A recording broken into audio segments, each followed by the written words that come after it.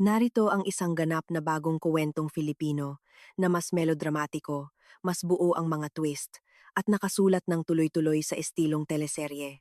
Sinadya kong baguhin ng malaki ang pangunahing premise, ang pinagmulan ng relasyon, mga propesyon, mga okasyon, mga lugar, at ang direksyon ng mga tunggalian, para hindi ito tumunog na kapareho ng tipikal na orihinal na hulma, pero pinanatili ko ang matinding emosyon, ang eskalasyon, ang mga lihim ng pamilya, ang matinding pagbagsak ng bida, at ang sunod-sunod na pagbawi hanggang sa isang kapani-paniwalang wakas.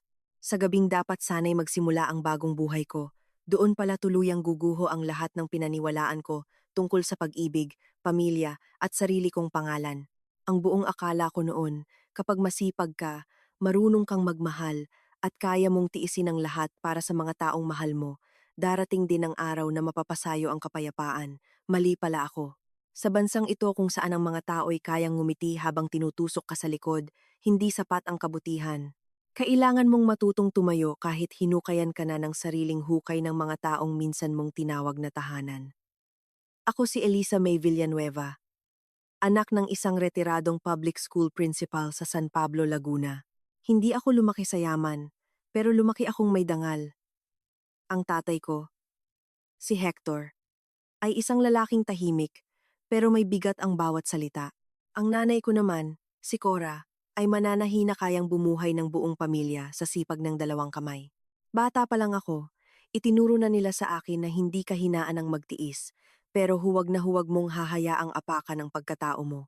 Nakapagtapos ako ng accountancy sa isang state university sa Maynila, hindi dahil may malaking nagpaaral sa akin, kundi dahil 3 scholarship ang pinagsabay ko. Nagtutor ako sa gabi, at nagbenta ako ng lutong kakanin ng nanay ko tuwing weekend. Hindi ako espesyal. Marami sa atin ang ganoon. Pero marahil doon ako naging delikado sa mga taong sanay manamantala dahil marunong akong magtiwala. Nakilala ko si Gabriel de Mesa sa pinaka-hindi romantikong paraan. Hindi kami nagkita sa beach, sa kasal, o sa isang magandang coffee shop na may background music na bagay sa mga mayayamang umiibig. Nagkakilala kami sa opisina ng isang shipping and logistics firm sa Pasay kung saan ako nagtatrabaho bilang junior auditor at siya ay isang operations manager na kinatatakutan ng lahat dahil sa higpit at bilis mag-isip. Noong una ko siyang nakita, inakala kong isa siya sa mga lalaking ambisyoso lang at sanay utusan ng lahat. Hindi siya palangiti. Hindi rin siya charming sa karaniwang paraan. Pero kapag may problema sa operasyon, siya ang unang sumasalubong sa gulo at huling umaalis sa bodega. Hindi siya maingay, pero napapatingin ng mga tao kapag nagsalita siya. Hindi dahil gwapo siya, kahit totoo naman iyon, kundi dahil ramdam mong hindi siya sanay magsayang ng salita.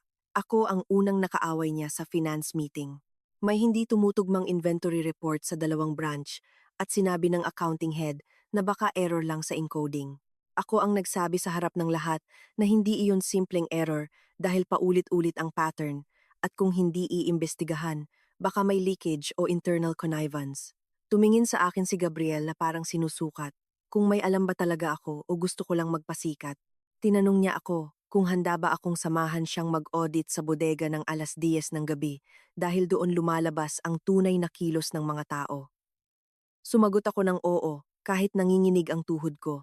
Mula roon nagsimula ang kakaiba naming ugnayan hindi sa lambingan, kundi sa pagsisiyasat, pagod at pagrespeto. Habang tumatagal, nakita ko ang bahagi ni Gabriel na hindi nakikita ng iba. Siya ay yung taong tahimik na nagbabayad ng dialysis ng dati nilang kahera na nagkasakit. Siya ay yung boss na hindi nang hihiya sa tauhan sa harap ng tao, pero sisiguraduhing hindi ka nauulit sa pagkakamali mo.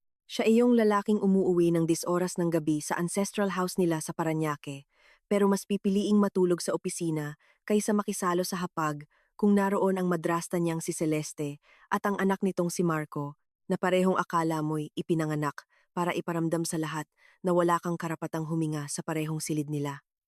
Doon ko rin nalaman ang tungkol sa pamilya niya. Ang ama niyang si Don Renato de Mesa ang nagtatag ng De Mesa Global Freight, isang kumpanyang nagsimula sa 2 truck at ngayon may kontrata sa malalaking importer, supermarket chains, at ilang construction firms sa buong Luzon at Visayas. Unang asawa ni Don Renato ang ina ni Gabriel na si Teresa, pero namatay ito sa aksidente noong 14 na taong gulang pa lamang si Gabriel. Makalipas ang 2 taon, pinakasalan ni Don Renato si Celeste Aragon, isang dating events hostess na biglang naging socialite matapos mapasama sa buhay ng mayamang biyudo. Kasama ni Celeste ang anak niyang si Marco, na kalaunan ay ginamit ang apelyidong de Mesa kahit hindi totoong anak ni Don Renato. Sa papel, si Gabriel ang lehitimong tagapagmana. Sa loob ng bahay, siya ang parating pinaparamdam na extra. Hindi ko alam kung kailan ako nagsimulang mahulog sa kanya.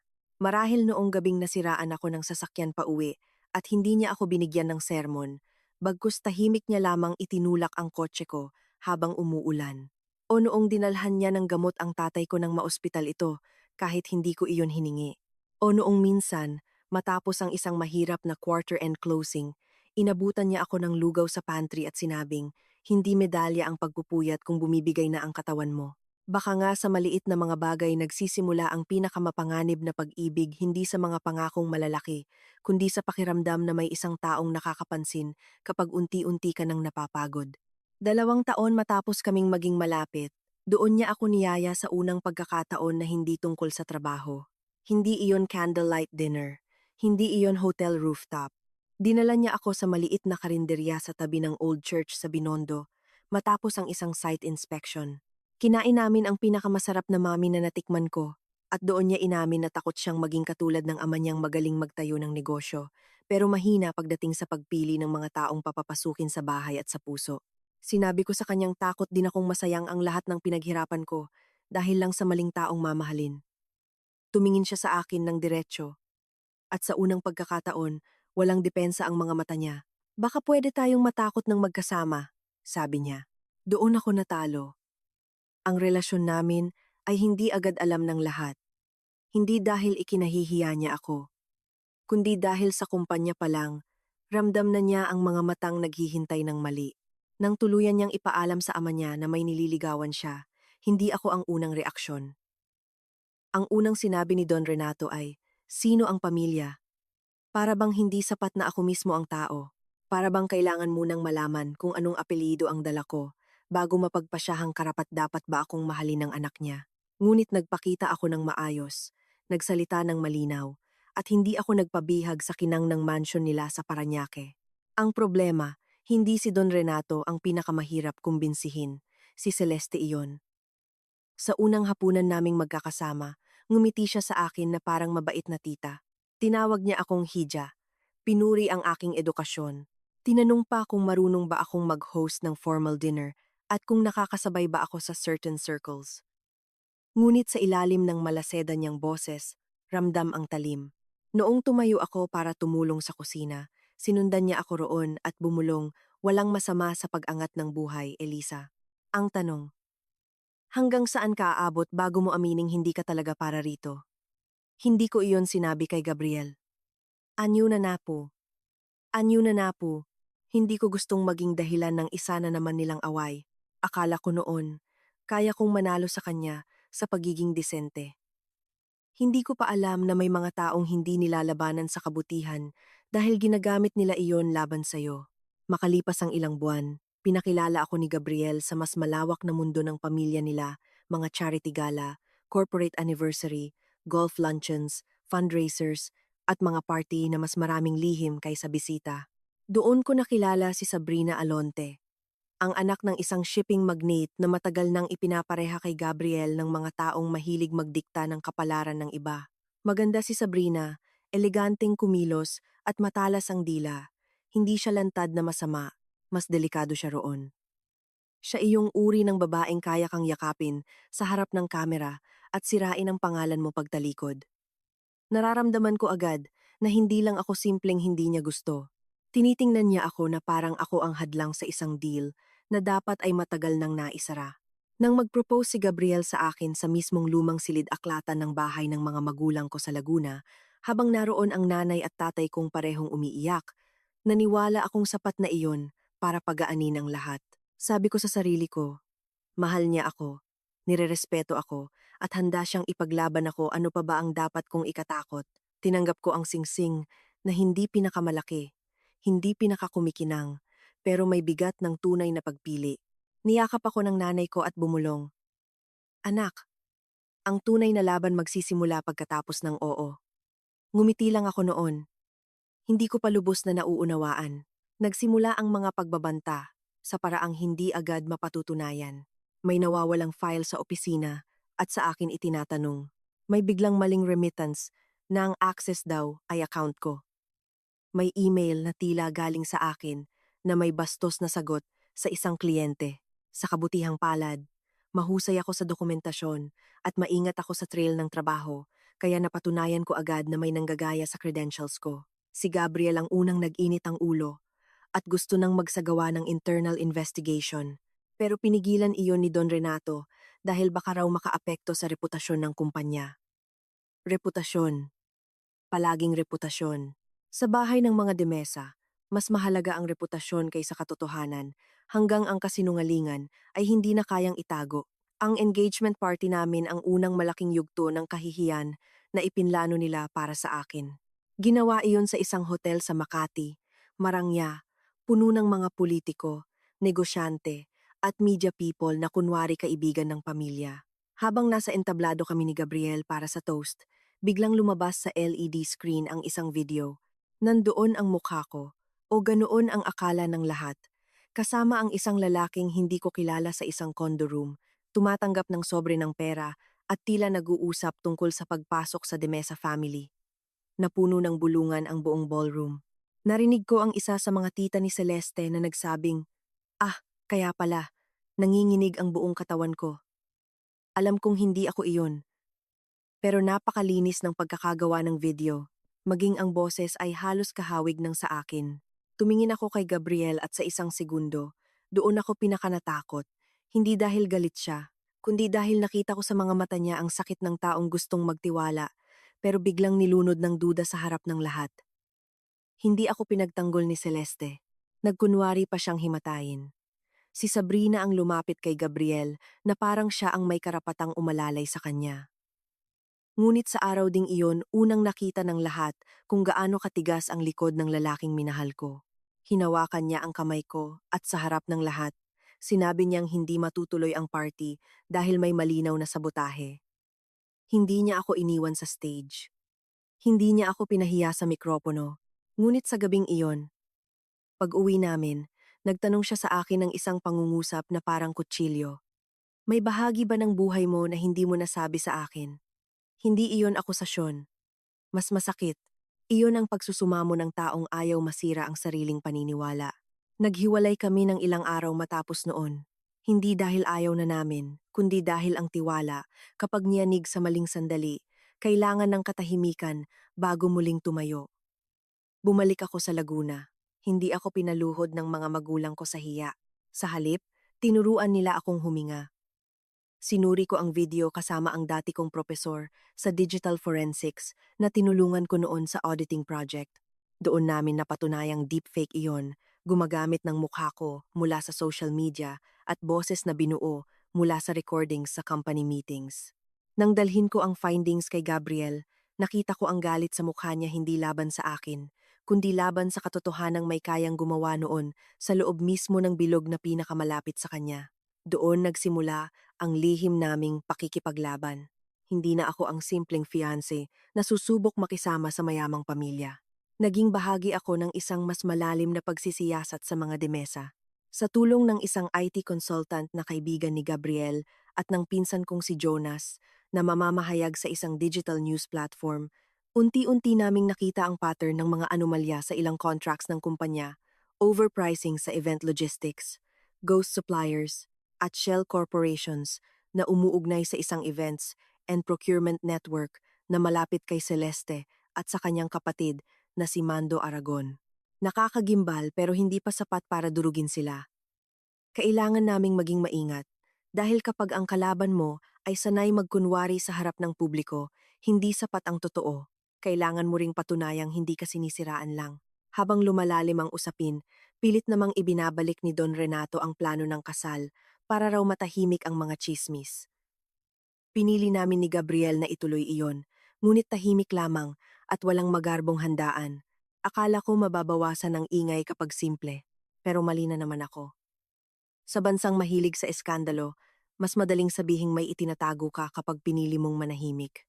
Pagkatapos naming ikasal sa isang maliit na chapel sa Tagaytay, na tanging pamilya ko, ilang totoong kaibigan, at iilang tauhan sa kumpanya lang ang present, lumipat kami ni Gabriel sa isang townhouse sa Alabang. Ayaw niyang tumira ako sa ancestral house ng mga Demesa. Noong una, inakala kong dahil gusto lang niya ng privacy. Kalaunan ko lang nalaman na may mas madilim na dahilan.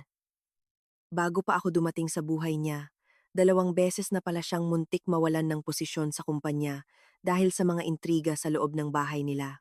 Minsan, may pinalabas na dokumentong pipirmahan daw niya tungkol sa expansion loan na hindi naman niya inaprubahan. Minsan naman, may empleyadong sinuhulan para idiin siyang may relasyon sa isang warehouse supervisor. Lahat iyon tinahimik ni Don Renato. Lahat iyon inaayos para walang iskandalo.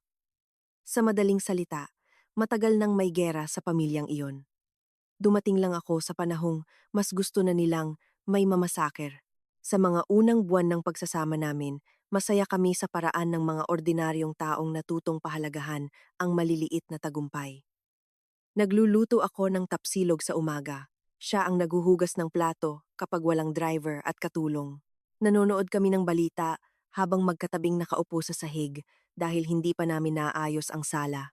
Doon ko unang naisip na baka kaya naming talunin ang lahat basta magkasama kami, at noon ko rin nalaman na buntis ako.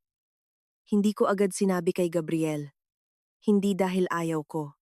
Gusto ko iyong sabihin sa paraang payapa, hindi sa pagitan ng stress, tawag sa opisina, at mga problema sa pamilya nila. Bumili pa ako ng maliit na pares ng medyas na pangsanggol at itinago ko sa kahon kasama ang sonogram request form. Ngunit hindi ko naibigay iyon sa paraang pinlano ko. Dahil sa mismong linggong iyon, biglang inatake sa puso si Don Renato sa gitna ng board meeting. Nagkagulo ang lahat. Isinugod siya sa ospital. Ang buong pamilya, kaalyado, at mga linta ng negosyo ay nagtipon-tipon na parang mga buwitring nakapaligid sa isang sugatang hayop. Bilang panganay at acting COO, si Gabriel ang natural na hahawak sa operasyon habang nagpapagaling ang ama niya. Ngunit imbes na tulungan siya, pinasok siya sa panibagong labanan. Naglabas si Celeste ng di umano'y temporary management instruction na nagbibigay kay Marco ng co-signing authority sa ilang key accounts. Nagulat kaming lahat. Ayon kay Gabriel, hindi papayag ang ama niya sa ganoon nang hindi ipinaalam sa kanya. Pero naroon ang pirma, notarized, at tila maayos ang lahat. Muli, ang tanong ay hindi kung totoong kasinungalingan iyon. Ang tanong ay sino ang maniniwala sa katotohanan kapag may papel ng hawak ang manloloko. Sa gitna ng kaguluhang iyon ko nalaman ang isang mas malalang bagay. May mga illegal na cargo pass-through sa isa sa mga provincial ports na ginagamit ang pangalan ng kumpanya. Hindi pa malinaw kung smuggling, tax evasion, o mas mabigat pa. Ayaw ni Gabriel na idamay ako. Pinapakiusapan niya akong umiwas muna sa opisina at magpahinga dahil sa pagbubuntis. Ngunit iyon ang problema kapag masyadong sanay kang lumaban sa tabi ng taong mahal mo kapag pinapaalis ka niya para protektahan, pakiramdam mo iiwan mo siya sa gitna ng apoy. Iyon ang pinakamalaking pagkakamali ko. Hindi ako umalis. At dahil doon, nadamay ang anak naming wala pang kalaban-laban.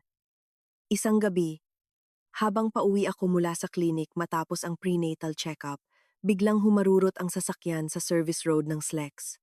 Noong una, akala ko simpleng habulan lang ng lasing. Ngunit nang paulit-ulit kaming sikuhin ng itim na SUV at mawalan ng kontrol ang driver ko, naintindihan kong hindi ito aksidente. Tumama kami sa railing. Nagdilim ang lahat. Pagmulat ko, ospital ang una kong nakita. Sunod ang mukha ng nanay ko, namamaga sa kaiiyak. Pagkatapos ay si Gabriel, duguan ang labi na parabang nakipagsuntukan sa pader. Doon ko nalaman na nawala ang sanggol. Hindi ko mailarawan ang sakit ng sandaling iyon. Para kang hinukay mula sa loob, hindi lang katawan mo kundi pati ang lahat ng planong tinahi mo sa hinaharap. Narinig ko ang sarili kong umiiyak, pero parang boses iyon ng ibang babae. Humawak si Gabriel sa kamay ko at umiyak na parang batang hindi na marunong huminga. Kasalanan ko, paulit-ulit niyang sabi. Hindi ko siya sinagot. Hindi dahil sinisisi ko siya, kundi dahil sa sandaling iyon. Wala na akong lakas para humanap pa ng salita. Ang aksidenteng iyon ang sumira sa natitira naming ilusyon na pupwede pang makipag-ayos ng tahimik sa pamilyang Demesa. Nagsagawa ng investigasyon ang pulisya, ngunit mabilis ding pumasok ang impluwensiya. Na-trace ang sasakyan sa isang rent-a-car na peke ang records. Naglaho ang CCTV sa isang critical stretch. May witness na umurong. Si Celeste naman. Sa halip na makiramay, nagsabi sa press na nakalulungkot ang nangyari pero mas makabubuting wag daw agad magbintang dahil delikado para sa negosyo ang emotional accusations. Doon ko siya unang kinamuhian ng totoo. Lumipat ako pansamantala sa bahay ng mga magulang ko sa Laguna para makarecover. Bawat sulok ng townhouse sa Alabang ay may alaala ng batang hindi na isisilang. Hindi ko kayang manatili roon. Si Gabriel ay araw-araw bumibiyahe sa pagitan ng opisina, ospital ng ama niya, at ng bahay ng mga magulang ko. Pero habang lumilipas ang mga linggo, naramdaman kong lumalayo siya. Hindi sa pag-ibig doon ako sigurado, kundi sa pagod, guilt, at galit na kinakain siya mula sa loob. Mas lalong sumidhi ang pressure nang tuluyang lumabas ang balitang kritikal ang kalusugan ni Don Renato at maaaring kailanganing magretiro. Ang board, na matagal nang hati ang loyalties, ay nagsimulang mangamoy ng pagkakataon. Sa bawat sulok ng kumpanya, may mga taong pumipili na kung kanino sila kakampi kapag tuluyan ng bumagsak ang hari. Isang hapon, dumating si Sabrina sa bahay ng mga magulang ko. May dalang bulaklak at mukhang nag-aalala. Akala ng nanay ko, maayos siyang bisita. Nang mapag-isa kami sa veranda, doon niya inilatag ang lason. Sinabi niyang nauunawaan niya ang pinagdadaanan ko. At bilang babae sa kapwa babae, gusto raw niya akong bigyan ng katotohanan. Inabot niya sa akin ang isang brown envelope. Sa loob nito ay mga litrato ni Gabriel na magkakasama sila sa hotel lounge, magkayakap sa elevator angle, at may isang larawan pang tila naghahalikan sila sa parking ramp. Namanhid ako. Alam kong may daya sa mundo nila, pero pagdating sa pagtataksil, kahit gaano kakatalino, may bahagi sa iyong agad dudugo. Hindi ako nag-eskandalo. Hindi ako sumigaw. Nang gabing iyon, nang dumalaw si Gabriel, inilapag ko sa mesa ang mga larawan. Hindi ko malilimutan ang itsura niya. Hindi siya mukhang nagulat na nahuli. Mukha siyang galit na may ibang naunang sumuntok sa akin. Ipinaliwanag niyang pinilit siyang samahan ni Sabrina sa ilang meeting sa utos ng board para pakalmahin ang isang Alonte partnership. Ang litrato raw sa elevator ay kinunan noong sandaling muntik siyang sapakin ng kapatid ni Sabrina matapos silang pagsismisan. At ang angle sa parking ay mula sa sandaling may ibinulong lang si Sabrina habang hawak-hawak ang braso niya. Maaari kong paniwalaan iyon at marahil tama siya. Ngunit sa panahong kapos ka sa lakas at sariwa pa ang pagkawala ng anak mo, hindi mo kailangan ng teknikal na paliwanag. Kailangan mo ng katiyakang ikaw pa rin ang pinipili. At sa mga linggong iyon, hindi iyon ang naramdaman ko. Nagpasya akong humiwalay muna. Hindi legal, hindi formal. Basta huminga ng magkahiwalay. Hindi ako tumitigil magmahal, sabi ko sa kanya. Pero hindi ko na alam kung paano kapag kakatiwalaan sa mundong ikaw mismo ang may dala. Umalis siya na parang tinanggalan ng gulugod. Umiyak ang nanay ko para sa amin. Nagkulong ang tatay ko sa silid at mas lalong tumahimik. Ang buong bayan, lalo na ang mga tsismosa sa palengke na may access sa social media, ay pinagpiestahan ang nangyari. Ang simpleng anak ng guro na umakyat sa mundo ng mayayaman, bumagsak din iyon ang paboritong kuwento ng mga taong gustong patunayang hindi para sa lahat ang masayang wakas. Ngunit habang iniiyakan ko ang wasak kong buhay, may isang bagay na hindi ko nawala ang ugali kong magsiyasat. Habang sinusubukang kalimutan ang mga larawan, may napansin akong maliit na detalye sa metadata printouts na galing sa envelope ni Sabrina. Mali ang sequence ng oras kumpara sa CCTV logs ng hotel na minsang nahawakan ko noon sa isang audit case. Ipinadala ko iyon kay Jonas, ang pinsan kong mamamahayag. 2 linggo matapos noon, natuklasan naming bahagi pala ng hotel floor access file ang na-edit. Higit pa roon, may regular na booking roon ang isang shell company na konektado sa events business ni Celeste. Ibig sabihin, hindi lamang ako niloloko sa harap ko. May sistematikong operasyon ng panggugulo sa paligid namin. Sa panahong iyon, umusbong ang isa pang kalaban ang media. May isang entertainment business columnist na biglang naglabas ng blind item tungkol sa young corporate wife from Laguna na di umano'y nagkaroon ng mental breakdown matapos mawalan ng baby at iwan ng asawa para sa isang sosyal na old flame. Hindi binanggit ang pangalan ko, pero sapat ang detalye para makilala ako ng lahat ng nakakakilala sa amin. Hindi ako makalabas ng simbahan nang hindi tinitingnan. Hindi ako makabili ng gulay nang hindi bumubulong ang katabi ko. Saka ko naunawaan na sa panahong ito, hindi mo kailangang ihulog sa bangin ang isang babae para wasakin siya. Kailangan mo lang siyang gawing usap-usapan. Sa halip na tuluyang magtago, gumawa ako ng pasyang hindi inaasahan kahit ng sarili kong pamilya. Bumalik ako sa Maynila hindi bilang asawa ni Gabriel at hindi bilang miyembro ng De Mesa family, kundi bilang consultant ng isang independent forensic accounting group na kinuha ng isa sa mga minority investors ng kumpanya. Hindi alam ni na Celeste at Marco na ako ang nagtatrabaho sa likod ng numbers na kinatatakutan nilang mabuksan. Dahil hiwalay kami ni Gabriel sa panahong iyon, lalong naging kapani-paniwala na wala na akong kinalaman sa laban nila. Akala nila, bagsak na ako. Hindi nila alam, doon pa lamang ako nagsisimulang tumindig. Mula roon, unti-unti kong nakita ang lawak ng kabulukan. Hindi lang simpleng corruption sa kumpanya.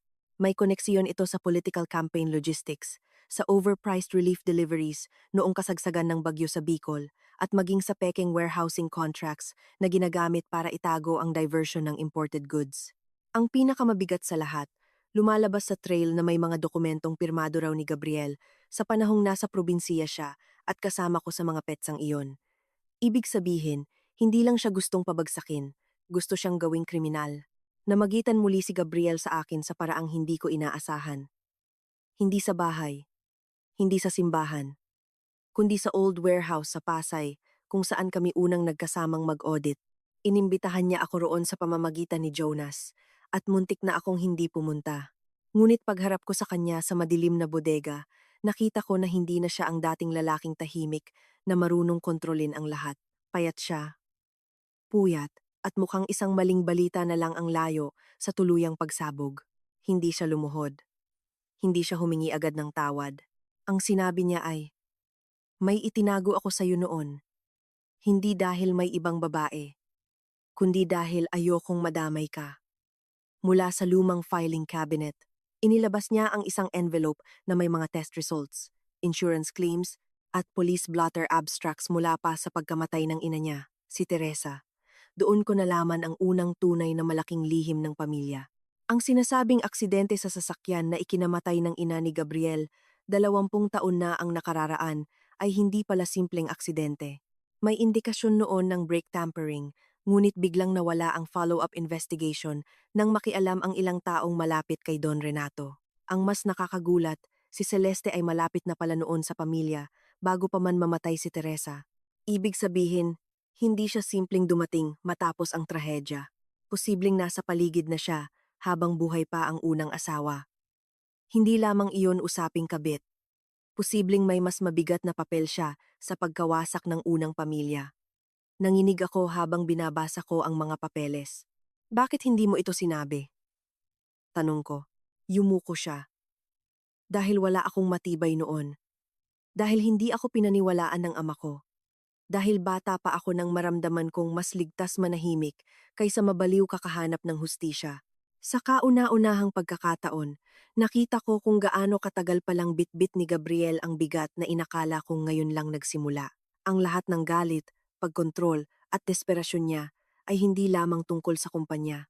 Tungkol iyon sa batang nawalan ng ina at tinuruan na ang katotohanan ay isang bagay na binibili, tinatakpan at inililibing. Hindi pa rin kami agad nagbalikan matapos ang gabing iyon, ngunit nagbago ang pagitan namin.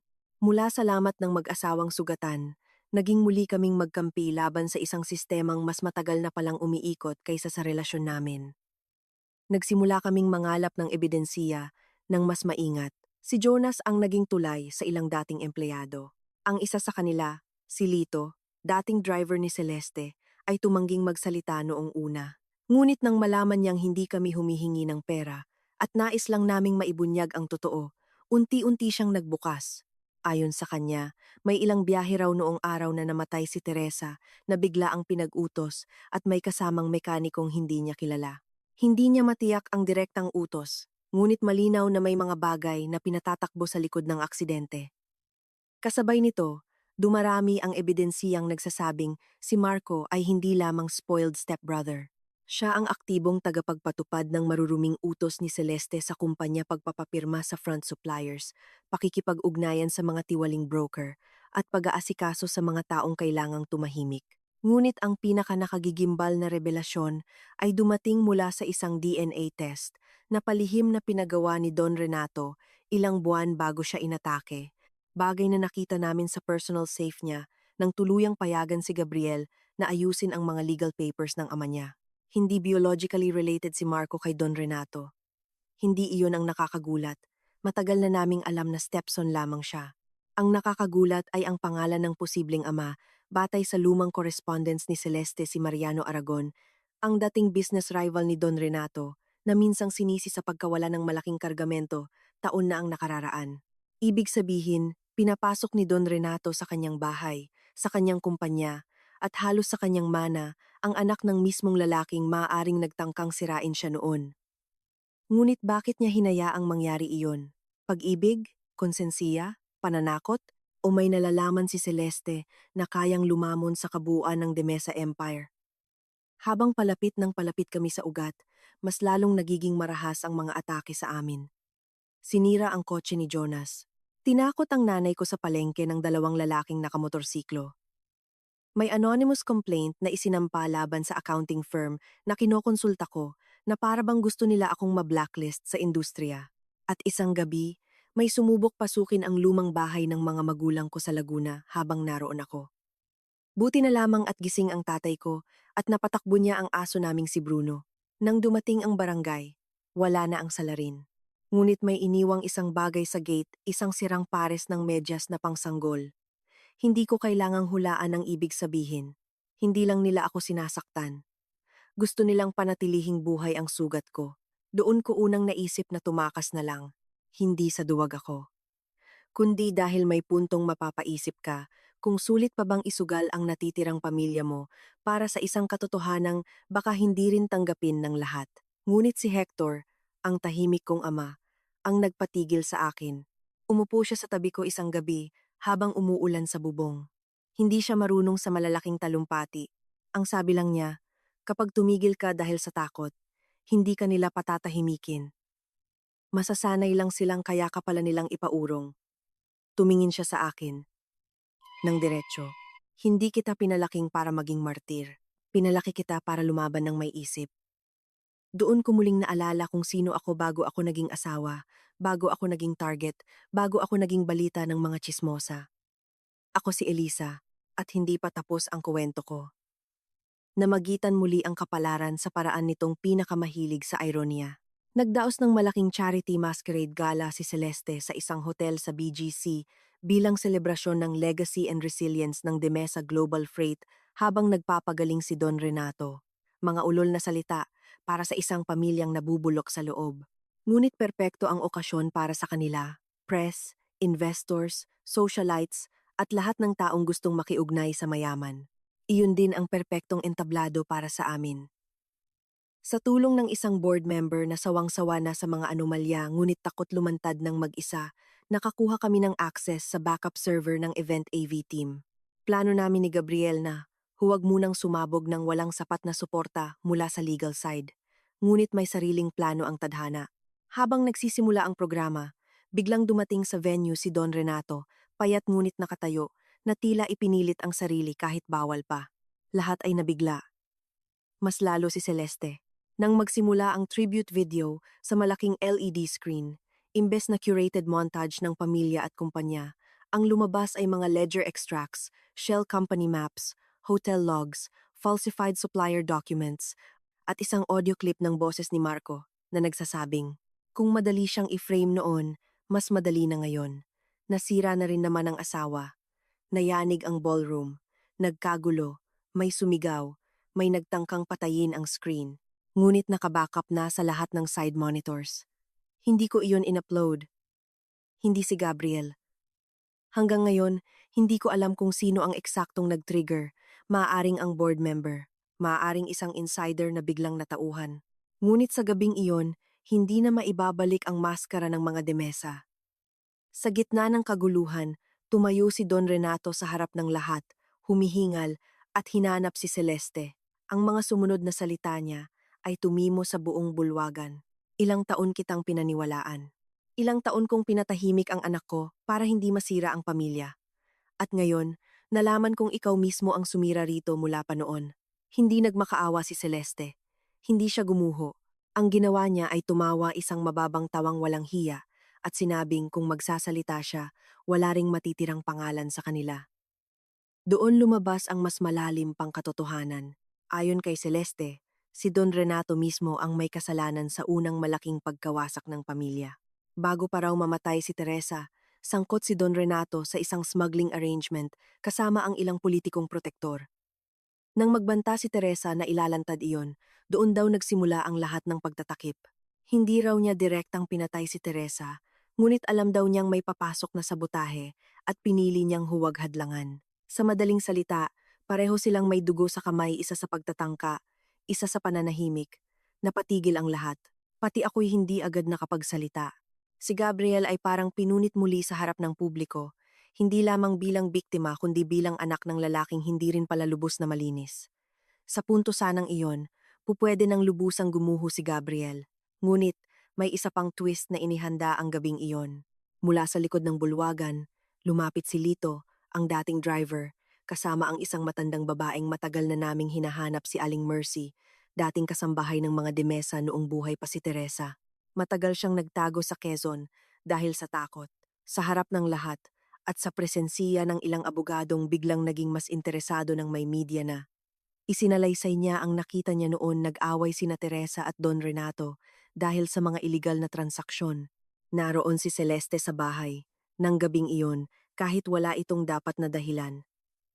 At kinabukasan, bago umalis si Teresa, narinig niyang may inutos si Celeste tungkol sa pag-aayos ng kotse. Hindi sapat iyon para sa final conviction, ngunit sapat para ibalik ang kaso at gibain ang public image na sinikap panatilihin sa loob ng 2 dekada. Nagmistulang giyera ang mga sumunod na linggo. Sinuspinde ang ilang corporate accounts. Naglunsad ng investigasyon ang SEC, BIR, at Customs. Kumalas ang ilang investors. Ang mga dati itodong ngiti sa pamilyang Demesa ay nagmistulang hindi kilala sina Celeste at Marco. Ngunit higit sa legal na usapin, ang tunay na apoy ay nasa loob sa unang pagkakataon. Pinili ni Don Renato na magsalita ng hindi para protektahan ang pangalan, kundi para harapin ang pagkakasala. Sa isang pribadong pag-uusap na pinayagan akong marinig, dahil ako at si Gabriel na lamang ang pinagkakatiwalaan niya sa panahong iyon, umamin siyang matagal niyang alam ang ilang iligal na galaw sa negosyo. Hindi raw siya nagsimula noon para maging kriminal, ngunit unti-unti siyang nasadlak sa mga kompromiso hanggang sa hindi na niya malaman kung saan natapos ang negosyo at saan nagsimula ang kasalanan. Nang magreklamo si Teresa, hindi niya raw pinapatay ang asawa, pero pinili niyang manahimik nang maganap ang sabotahe dahil iniisip niyang maaayos pa niya. Ang katahimikang iyon ang tunay na nagpatay sa unang pamilya nila. Galit na galit si Gabriel, hindi niya sinapak ang ama niya. Hindi niya isinumpa. Mas masakit doon, tiningnan lang niya ito na parang isang estranghero at nagsabing, buong buhay ko, ako ang pinilit mong maging malinis para sa apelidong ikaw mismo ang dumungis. Umiyak si Don Renato sa unang pagkakataong nakita ko. Ngunit may mga luhang dumarating ng huli para makalinis. Nagpa siya si Gabriel na huwag takasan ng katotohanan kung may bahagi ng kumpanya na kailangang ibenta, ipasara o isauli sa estado, gagawin nila. Kung may dapat managot, kahit sariling ama niya, haharapin nila. Doon ko lubos siyang minahal muli, hindi dahil malakas siya, kundi dahil pinili niyang maging matuwid kahit kapalit noon ang pangarap na imperyong maaaring minana niya. Sa gitna ng lahat ng iyon, bumalik si Sabrina sa eksena, ngunit hindi sa paraang inaasahan ko. Nahuli siyang sinusubukang sunugin ang ilang storage documents sa opisina ng events company ni Celeste. Doon lumabas na hindi siya simpleng karibal na sosyal. Matagal na pala siyang ginagamit ng ina niya upang itali sa Demesa family ang Alonte Network. Ngunit hindi pala siya kasing sama ng akala ko. Nang madakip, pinili niyang makipagtulungan sa investigasyon kapalit ng immunity sa ilang counts. Inamin niyang sumali siya sa pag-frame sa akin sa engagement party at sa hotel photos dahil gusto niyang mapilitang mapalapit si Gabriel sa kanya. Ngunit nang umabot na sa aksidente at pagkawala ng anak ko, sinabi niyang hindi niya alam na ganoon kalayo ang gagawin ni na Celeste at Marco. Hindi ko agad siya napatawad. Hindi rin naman niya hinihingi iyon. Ngunit sa teleserye man ang mundo namin, natutuhan kong hindi laging itim at puti ang kasamaan. May mga taong nag-uumpisa sa inggit at napapasama sa mas malalaking halimaw hanggang pati sila'y hindi na makalabas. Ang pinakamatinding suntok sa akin ay dumating hindi mula sa kalaban, kundi mula sa sariling katawan ko. Ilang buwan matapos ang aksidente, palagi akong nahihilo at mabilis mapagod. Inakala kong epekto iyon ng trauma. Ngunit nang magpatingin ako, may nadiskubre ang doktor dahil sa internal injury at sa komplikasyon mula sa pagkawala ng unang sanggol. Magiging napakahirap na para sa akin ang muling magdalang tao. Hindi imposible, pero delikado. Nang sabihin ko iyon kay Gabriel, natakot akong iyon ang bagong lamat na hindi na namin malalampasan. Sa kulturang kinalakhan namin, gaano man ka-modern ang tao, may mga pamilyang sinusukat pa rin ang halaga ng babae sa kakayahan niyang magluwal ng tagapagmana. Ngunit hinawakan niya ang mukha ko at sinabi, "Hindi kita minahal para maging ina ka ng apelyido ko. Minahal kita dahil ikaw ang tahanan ko." Simple, walang fanfare, walang background music. Pero iyon ang isa sa iilang pangungusap na bumalik sa akin tuwing muntik akong lamunin ng lungkot. Samantala, pilit namang nagtatago si Marco sa mga kaso sa tulong ng mga lumang koneksiyon. Ngunit dumating ang puntong pati si Celeste ay handa na siyang itulak sa harap ng bus para mailigtas ang sarili. Doon lumabas ang isa pang lihim na halos sumira sa lahat ng natitirang bait ko. Hindi raw si Marco ang tunay na utak sa pagtatangkang aksidente sa akin. Ayon sa isang intermediary na nahuli sa port, direktang inutos iyon ni Mando Aragon, kapatid ni Celeste, nang hindi alam ng buong detalye ni Marco. Ang motibo? Natuklasan daw ni Mando na may hawak akong forensic trail patungo sa relief diversion scheme na konektado sa kanya. Nang sabihin ko iyon kay Gabriel, gusto niyang siya mismo ang humabol. Ngunit mas matalino na kami noon. Sa halip, ipinasa namin ang kumpletong file sa task force sa tulong ng isang senador na hindi namin kakampi, ngunit gustong magpabango laban sa tiwali. Sa mundong marumi, minsan kailangan mong gamitin pati ang ambisyon ng iba para mailapit ang hustisya. Sa paglipas ng panahon, unti-unting gumuho ang kaharian ni Celeste. Na-freeze ang ilang assets. Kinasuhan siya ng qualified corruption at falsification. Sumailalim sa house arrest si Don Renato dahil sa ilang pinansyal na paglabag na inamin niya. Si Marco ay tuluyang dinakip sa Clark habang nagtatangkang lumipad palabas ng bansa gamit ang ibang pangalan. Ngunit ang pinakahindi inaasahang pangyayari ay ang desisyon ni Celeste na magsalita laban sa lahat kapalit ng mas magaang sentensiya. Sa deposisyon, inamin niyang matagal na niyang alam na si Mando ang may direktang kinalaman sa sabotage noon sa kotse ni Teresa at sa pag-atake sa akin. Inamin niyang ginamit niya ang kahinaan ni Don Renato at ang pagkauhaw nito sa katahimikan upang itaguyod ang sariling network. At inamin din niyang si Marco ay buong buhay na lumaking pinaniniwalang kailangan niyang agawin ang lahat dahil wala talaga siyang tunay na puwang sa pamilya kung hindi siya magiging mandarambong. Nakakapangilabot, pero may malungkot na lohika. Ang mga batang pinalaking ang pagmamahal ay premyong inaagaw, kadalasan nagiging mga taong sinusunog ang buong bahay para makuha ang susi. Sa gitna ng pagbagsak nila, may isa pang bagay na kinailangan kong harapin ang sarili kong galit. Hindi pala automatikong gumagaan ang buhay kapag natalo mo na ang kontrabida. May mga gabi pa ring gising ako. Iniisip ang anak naming nawala, ang mga taon na ninakaw, ang pangalang pinutikan. May mga araw na gusto ko pa ring makita si Celeste sa pinakamalupit na kulungan at si Marco na habang buhay magdusa. Ngunit may kakaibang nangyari nang minsang dalawin namin ni Gabriel si Don Renato sa kanyang rest house kung saan siya pansamantalang naninirahan habang dinidinig ang mga kaso. Hindi na ito ang matikas na negosyanteng kinatatakutan ng lahat. Isa na lamang siyang matandang lalaking kinakain ng pagsisisi. Humingi siya ng tawad sa akin, hindi bilang formalidad, kundi bilang isang amang nabigo sa sariling anak at sa babaeng inibig nito.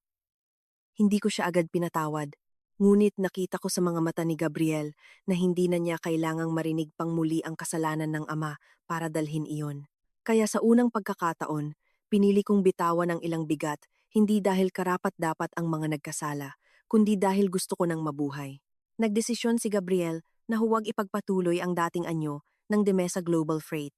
Ibinenta niya ang ilang non-essential assets, isinara ang pinakaproblemadong subsidiaries, at ginamit ang natira upang bayaran ang mga penalties, obligasyon sa empleyado, at restitution sa ilang naapektuhang kontrata. Maraming nagsabing baliw siya, na dapat pinrotektahan niya ang natitira niyang kayamanan. Ngunit para sa amin, walang saysay ang kumpanyang ipapamana kung itinayo sa takot at pagtatakip. Sa halip, nagtayo kami ng mas maliit ngunit mas malinis na logistics compliance and regional transport firm na nakatuon sa transparent warehousing, Fisher-Folk cold chain support, at direct farm distribution sa Calabarzon at Bicol. Hindi iyon kasing bongga ng dati. Wala kaming gala, wala kaming magazine cover, at wala kaming socialite lunches. Pero sa unang pagkakataon, ang bawat kontratang pinipirmahan namin ay hindi kailangang hugasan ng konsensiya. Lumipat kami ni Gabriel sa San Pablo nang mas matagal kaysa inaasahan ng lahat. Doon, sa tabi ng lawa at sa lumang bahay, na pinarenovate naming hindi masyadong ginagalaw ang alaala ng pagkabata ko. Unti-unti naming binuo ang tahimik na buhay na hindi kailanman ibinigay sa amin ng Maynila. Nagtanim ang tatay ko ng kalamansi sa bakuran. Ang nanay ko, na matagal nang gustong huminto sa pananahi para sa ibang tao, ay tinulungan naming magtayo ng maliit na atelier na gumagawa ng formal Filipiniana-inspired pieces para sa mga kasalan at okasyon sa probinsiya. Si Jonas ay naging mas kilalang investigative journalist matapos ang seryeng inilabas niya tungkol sa corruption network sa shipping at relief contracts. At ako, sa pagitan ng bagong negosyo at ng muling paghinga ng puso ko, nagsimula akong magturo tuwing Sabado sa mga graduating accountancy students tungkol sa ethics at forensic red flags. Nakakatawa minsan ako, na minsang ginawang kasangkapan ng kasinungalingan, ngayoy nagtuturo kung paano iyon makikilala. Ngunit marahil iyon ang paraan ng sugat para maging silbi. Akala ko roon na nagtatapos ang lahat, ngunit may huling biyayang dumating sa pinakahindi inaasahang sandali. Isang taong mahigit matapos ang lahat ng kaso at gulo, sumama ako kay Cora sa isang women's shelter sa Batangas kung saan kami nagbibigay ng financial literacy workshops sa mga inabusong asawa at inabandunang ina.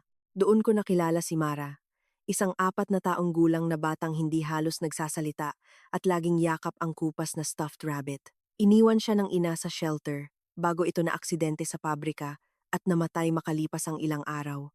Walang malinaw na ama. Walang lolo't lola na gustong kumuha. Sa unang tingin pa lang niya sa akin, hindi ko maipaliwanag ang kirot na dumaan sa dibdib ko hindi dahil pinalitan niya ang batang nawala sa amin, kundi dahil sa mga mata niyang sanay ng hindi pinipili. Parang may bahagi sa akin na nakilala ang bahaging iyon. Hindi agad namin inampon si Mara.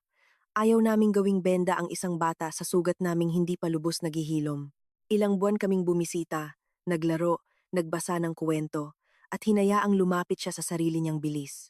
Si Gabriel, na inakala kong matatakot muling magmahal ng batang maaaring mawala, ang unang tinawag niyang Kuya Gab sa halip na Sir. Nang dumating ang araw na siya mismo ang humawak sa kamay ko at tumangging bumitaw ng oras na naming umalis, alam kong hindi iyon aksidente. May mga batang hindi ipinapanganak sa sinapupunan mo, pero marunong pa ring tawagin ang puso mo sa pangalan nito. Makalipas ang legal na proseso, tuluyan naming inuwi si Mara. Maraming nagsabi na iyon daw ang perpektong ending.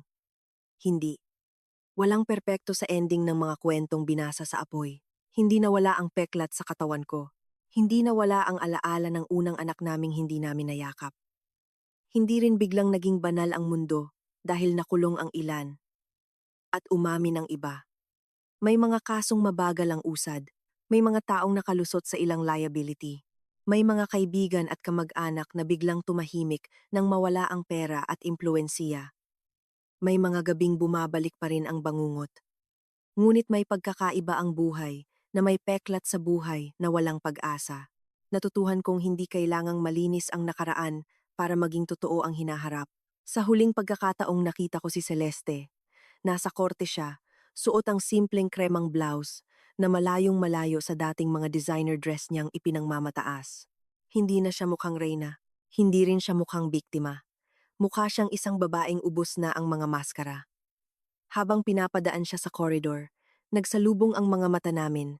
Inasahan kong may galit pa akong mararamdaman na kasing tindi ng dati. Sa halip, awa ang unang dumaan. Hindi awa para sa ginawa niya hinding-hindi, kundi awa para sa isang taong ginawang puhunan ang kasinungalingan hanggang pati sariling anak ay itinulak sa bangin. Ngumiti siya ng mapait at bumulong. Nanalo ka. Umiling ako. Dahil ang totoo, walang nanalo sa laban ng mga pamilyang pinayagang mabulok sa loob. Ang mayroon lang, may mga taong piniling tapusin ang siklo. Isang dapit hapon sa tabi ng Sampaloc Lake, habang hinahabol ni Mara ang mga ibong mababa ang lipad, at si Gabriel ay may hawak na sorbetes na unti-unti nang natutunaw dahil sa kulit ng anak naming ngayon, bigla niyang hinawakan ang kamay ko. Hindi niya ako tiningnan agad. Nakatingin lang siya sa tubig na kulay ginto dahil sa papalubog na araw. Alam mo, sabi niya, noon akala ko ang pagligtas ay iyong napananatili mo ang pangalan, ang bahay, ang negosyo, ang mana. Ngayon ko lang naintindihan na minsan, ang pagligtas ay iyong handa kang hayaang mamatay ang lumang buhay para may matirang totoo. Napangiti ako dahil sa lahat ng pinagdaanan namin, iyon marahil ang pinakasimpleng buod. Hindi namin nailigtas ang Demesa Empire. Hindi namin nailigtas ang lahat ng alaala. Hindi namin naibalik ang mga nawala. Pero nailigtas namin ang posibilidad na ang susunod na henerasyon ay hindi na mamumuhay sa parehong kasinungalingan. At kung may leksiyon man ang buong kuwento ko, hindi iyon tungkol sa pag-ibig na laging nagwawagi o sa kabutihang agad ginagantimpalaan. Hindi ganoon ang buhay. Ang leksiyon ay ito, may mga panahong dudurugin ka ng mga taong nakangiting kakain sa hapag mo. May mga pagkakataong pati ang mahal mo ay hindi mo agad maintindihan dahil pareho kayong sugatan. May mga gabi na iisipin mong tapos ka na dahil kinuha na nila ang dangal mo, ang anak mo, ang pangalan mo, at ang kapayapaan mo. Pero hanggat hindi mo isinusuko ang sarili mong katotohanan, may paraan ang buhay para ibalik ka sa liwanag, hindi sa parehong anyo, hindi sa parehong pangarap, kundi sa anyong mas matibay dahil dumaan na sa apoy. Ako si Elisa May Villanueva de Mesa. Minsan akong ginawang kahihiyan sa entablado ng mga mayayaman, ginawang tsismis ng lipunan, ginawang target ng sariling pamilya ng lalaking minahal ko. Minsan akong nawalan ng anak, ng tiwala, at ng mundong inakala kong sa wakas ay akin na. Pero hindi doon nagtapos ang kuwento ko. Dahil sa huli, ang babaeng akala nilang kaya nilang burahin, siya ring babaeng tumayong saksi sa pagbagsak ng mga kasinungalingan nila. At nang mawala ang lahat ng ingay, lahat ng kayamanan, lahat ng maskara, natira sa akin ang mas mahalaga, isang lalaking pinili ang katotohanan kaysa mana, isang anak na hindi ko ipinanganak, pero buong puso kong ipinaglaban, mga magulang na hindi ako pinabayaan kahit wasak na ako, at isang buhay na hindi na kailangang magsinungaling para lang matawag na matagumpay. Iyon ang wakas na hindi glamoroso, hindi perpekto, ngunit totoo. At sa mundong sanay sa palabas, minsan ang totoo na ang pinakakapanapanabik na happy ending na iyon. Hindi ko naramdamang nanalo ako sa kahit kanino. Naramdaman ko lang na sa tamang oras, nailigtas ko ang isang buhay at nailigtas ko ang sariling pagkatao sa loob ko. Akala ko iyon na ang katapusan ng lahat. Akala ko pagkatapos kong umalis sa bahay, na minsan kong tinawag na tahanan, pagkatapos kong bitbitin ang hiya, sakit, galit, at mga dokumentong nagsilbing patunay ng lahat, tuluyan nang mapuputol ang ugnayan ko sa pamilyang iyon. Ngunit mali na naman ako. Dahil ang mga sugat na nilikha ng pagtataksil at kasakiman ay hindi agad naghihilom sa isang pirma, sa isang kaso, o sa isang pag-alis sa gate. Ang totoo, doon palang nagsimula ang pinakamahabang bahagi ng laban, ang mabuhay pagkatapos ng katotohanang sumira sa lahat. Lumipat ako pansamantala sa kondo ng kaibigan kong si Teresa sa Ortigas. Hindi iyon malaki, pero malinis, tahimik at sapat para makahinga ako ng hindi naririnig ang yabag ng mga taong minsang nagsabuatan sa likod ko. Sa unang linggo, halos hindi ako makatulog. Tuwing ipipikit ko ang mga mata ko, bumabalik ang eksena sa sala, ang pinto, ang sofa, ang malamig na ngiti ni Angela, ang sampal ng biyenan ko, at higit sa lahat, ang boses ni Joaquin na malinaw sa recording. Para bang bawat salita ay paulit-ulit na ipinupukpok sa aking dibdib. Minsan, nagigising akong hingal na hingal. Hinahawakan ang sariling leeg na parang may pumipigil sa aking huminga. Minsan naman, gigising akong galit na galit, gusto kong basagin ang lahat sa paligid. Pero sa umaga, kapag tumatama na ang sikat ng araw sa bintana ng kondo, iisa lang ang pinapaalala ko sa sarili ko, buhay pa ako, at buhay si Mateo. Sa dalawang katotohanang iyon, kailangan kong kumapit. Hindi nagtagal, kumalat ang balita. Hindi man iyon inilabas sa diaryo sa paraang kasing ingay ng mga teleserye, mabilis pa rin itong kumalat sa mga angkan, sa negosyo, sa simbahan, sa mga group chat ng mga tita, at ninang na mahilig magdasal sa umaga pero magchismis sa hapon. Ang naudlot na kasal ng anak ni Namang Arturo at Aling Elena ay naging paboritong paksa ng mga tao. Sa simula, galit na galit ako. Pakiramdam ko pati ang pinakapribadong sugat ko ay ginawang palabas. Ngunit kalaunan na unawaan ko ring wala na akong kontrol sa bibig ng iba. Ang tanging hawak ko na lang ay kung paano ko hahawakan ang sarili kong buhay. Isang umaga, tumawag sa akin si Mang Arturo. Mahina ang boses niya, pero hindi katulad ng dati na puno ng utos at bigat. Ngayon, naroon ang pagod ng isang amang tinamaan ng sariling dugo. Isabel, sabi niya, pwede ba kitang makita? Hindi para ibalik ka. Hindi para kumbinsihin ka. Kailangan lang kitang makausap. Matagal akong nanahimik sa kabilang linya bago sumagot ng oo. Hindi dahil madali akong napakiusapan, kundi dahil may isang bahagi sa akin na alam na may mga usaping hindi pa tapos. Nagkita kami sa isang maliit na kafe sa may Green Hills, malayo sa mga mata ng mga kakilala nila. Pagdating ko, nakita kong mas tumanda siya sa loob lamang ng ilang linggo. May bahid ng puti ang dating itim niyang buhok, at ang mga balikat niyang dati diretso at matigas ay tila may bigat na hindi na maitaas. Hindi siya nagpaligoy-ligoy. Inilapag niya sa mesa ang isang brown envelope at dahan-dahang itinulak papunta sa akin. Nandiyan ang kopya ng lahat ng affidavit, financial records at statement ng abogado tungkol sa kaso ni Joaquin at ng babae. Sabi niya, hindi niya binanggit ang pangalan ni Angela. Para bang ang simpleng pagbigkas dito ay isa pang pag-amin ng kahihiyan. At nandyan din ang statement ni Mateo. Tinulungan siya ng interpreter. Napatingin ako sa envelope ngunit hindi ko agad hinawakan. Bakit niyo ibinibigay sa akin? Tumingin siya sa akin ng diretsyo. Dahil kung wala ka, patay na sana ang anak ko. At dahil kahit ano pang sabihin ng asawa ko, hindi kita pwedeng hayaan na lumaban mag-isa sa kasalanang ginawa sa'yo ng pamilya namin. Sa unang pagkakataon, mula nang magsimula ang lahat, may bumara sa lalamunan ko, hindi dahil sa galit, kundi dahil sa bigat ng isang simpleng pagkilala. Walang pagtatanggol, walang pagtakip, walang pero. Katotohanan lang. At minsan, ang isang tapat na pagkilala ay mas mahirap tanggapin kaysa sa isang daang palusot dahil doon mo lang ganap na nararamdaman kung gaano kalaki ang nawala. Binuksan ko ang envelope pag-uwi ko. Nandoon nga ang mga papeles, pero ang pinakamatagal kong tinitigan ay ang statement ni Mateo. Hindi iyon mahaba. Tumulong ang interpreter para maisalin ang kanyang isinulat at mga senyas. Ngunit bawat linya ay parang may kutsilyong dahan-dahang dumudula sa dibdib ko. Naniwala po ako sa kanya dahil ngumiti siya sa akin. Akala ko po may nagmamahal sa akin bilang ako. Nahihiya po ako dahil hindi ko agad naintindihan. At nagpapasalamat po ako kay ate, Isabel, dahil hindi niya ako hinayaang mamatay ng tahimik. Napaupo ako sa sahig matapos kung basahin iyon. Hindi ko na malayang umiiyak na pala ako. Hindi ko iniyakan si Joaquin. Hindi ko iniyakan ang nasirang kasal. Hindi ko iniyakan ang sampal ng biyanan ko. Iniyakan ko ang tahimik na lalaking buong buhay, na sanay ng hindi marinig, at sa unang pagkakataon marahil ay natakot hindi lamang na malinlang, kundi na mawala ng walang makakapansin. Pagkaraan noon, mas naging determinado ako sa annulment at sa mga sumunod na legal na hakbang. Hindi na ako nakinig sa mga pakiusap ng ilang kamag-anak na pag-isipan ko raw dahil sayang ang 8 taon o babae ka, mahirap magsimula uli. O baka naman pwedeng hiwalay na lang, pero huwag nang dalhin sa korte.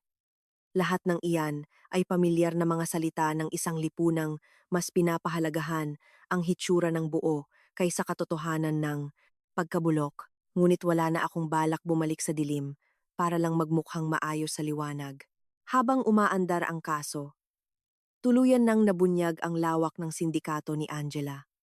Hindi pala siya simpleng scammer na gumagawa ng mag-isa. May grupo silang tumitiktik sa mga pamilyang may pera, lalo na iyong may mga lamat na madaling pasukin, mga pamilyang may alitan sa mana, may kapatid na may kapansanan, May mga magulang na madaling masilaw sa imahe ng mabait na mapapangasawa at may mga anak na sakim o galit sa kapwa nila dugo.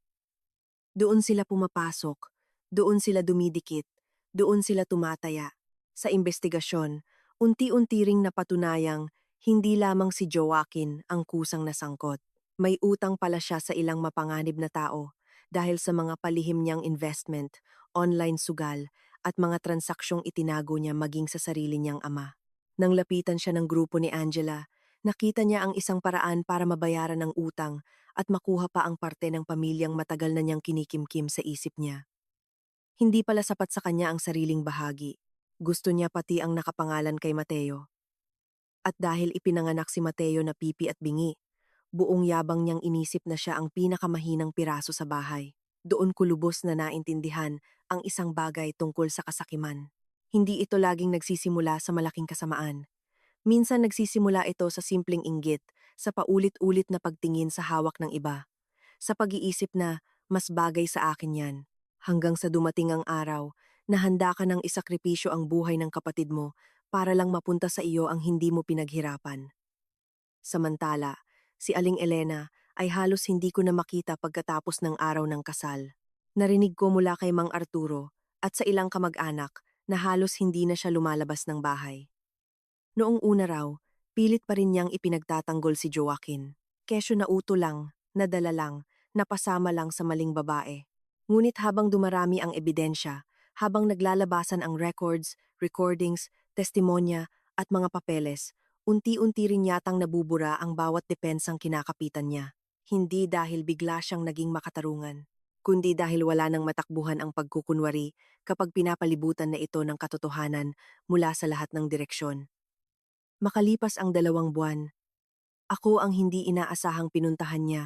Hapon noon at kararating ko lang galing sa abogado nang may kumatok sa kondo ni Teresa. Nang buksan ko ang pinto, si Aling Elena ang bumungad.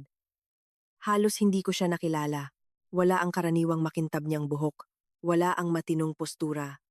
Wala ang mapanghusgang tingin na sanay akong salubungin.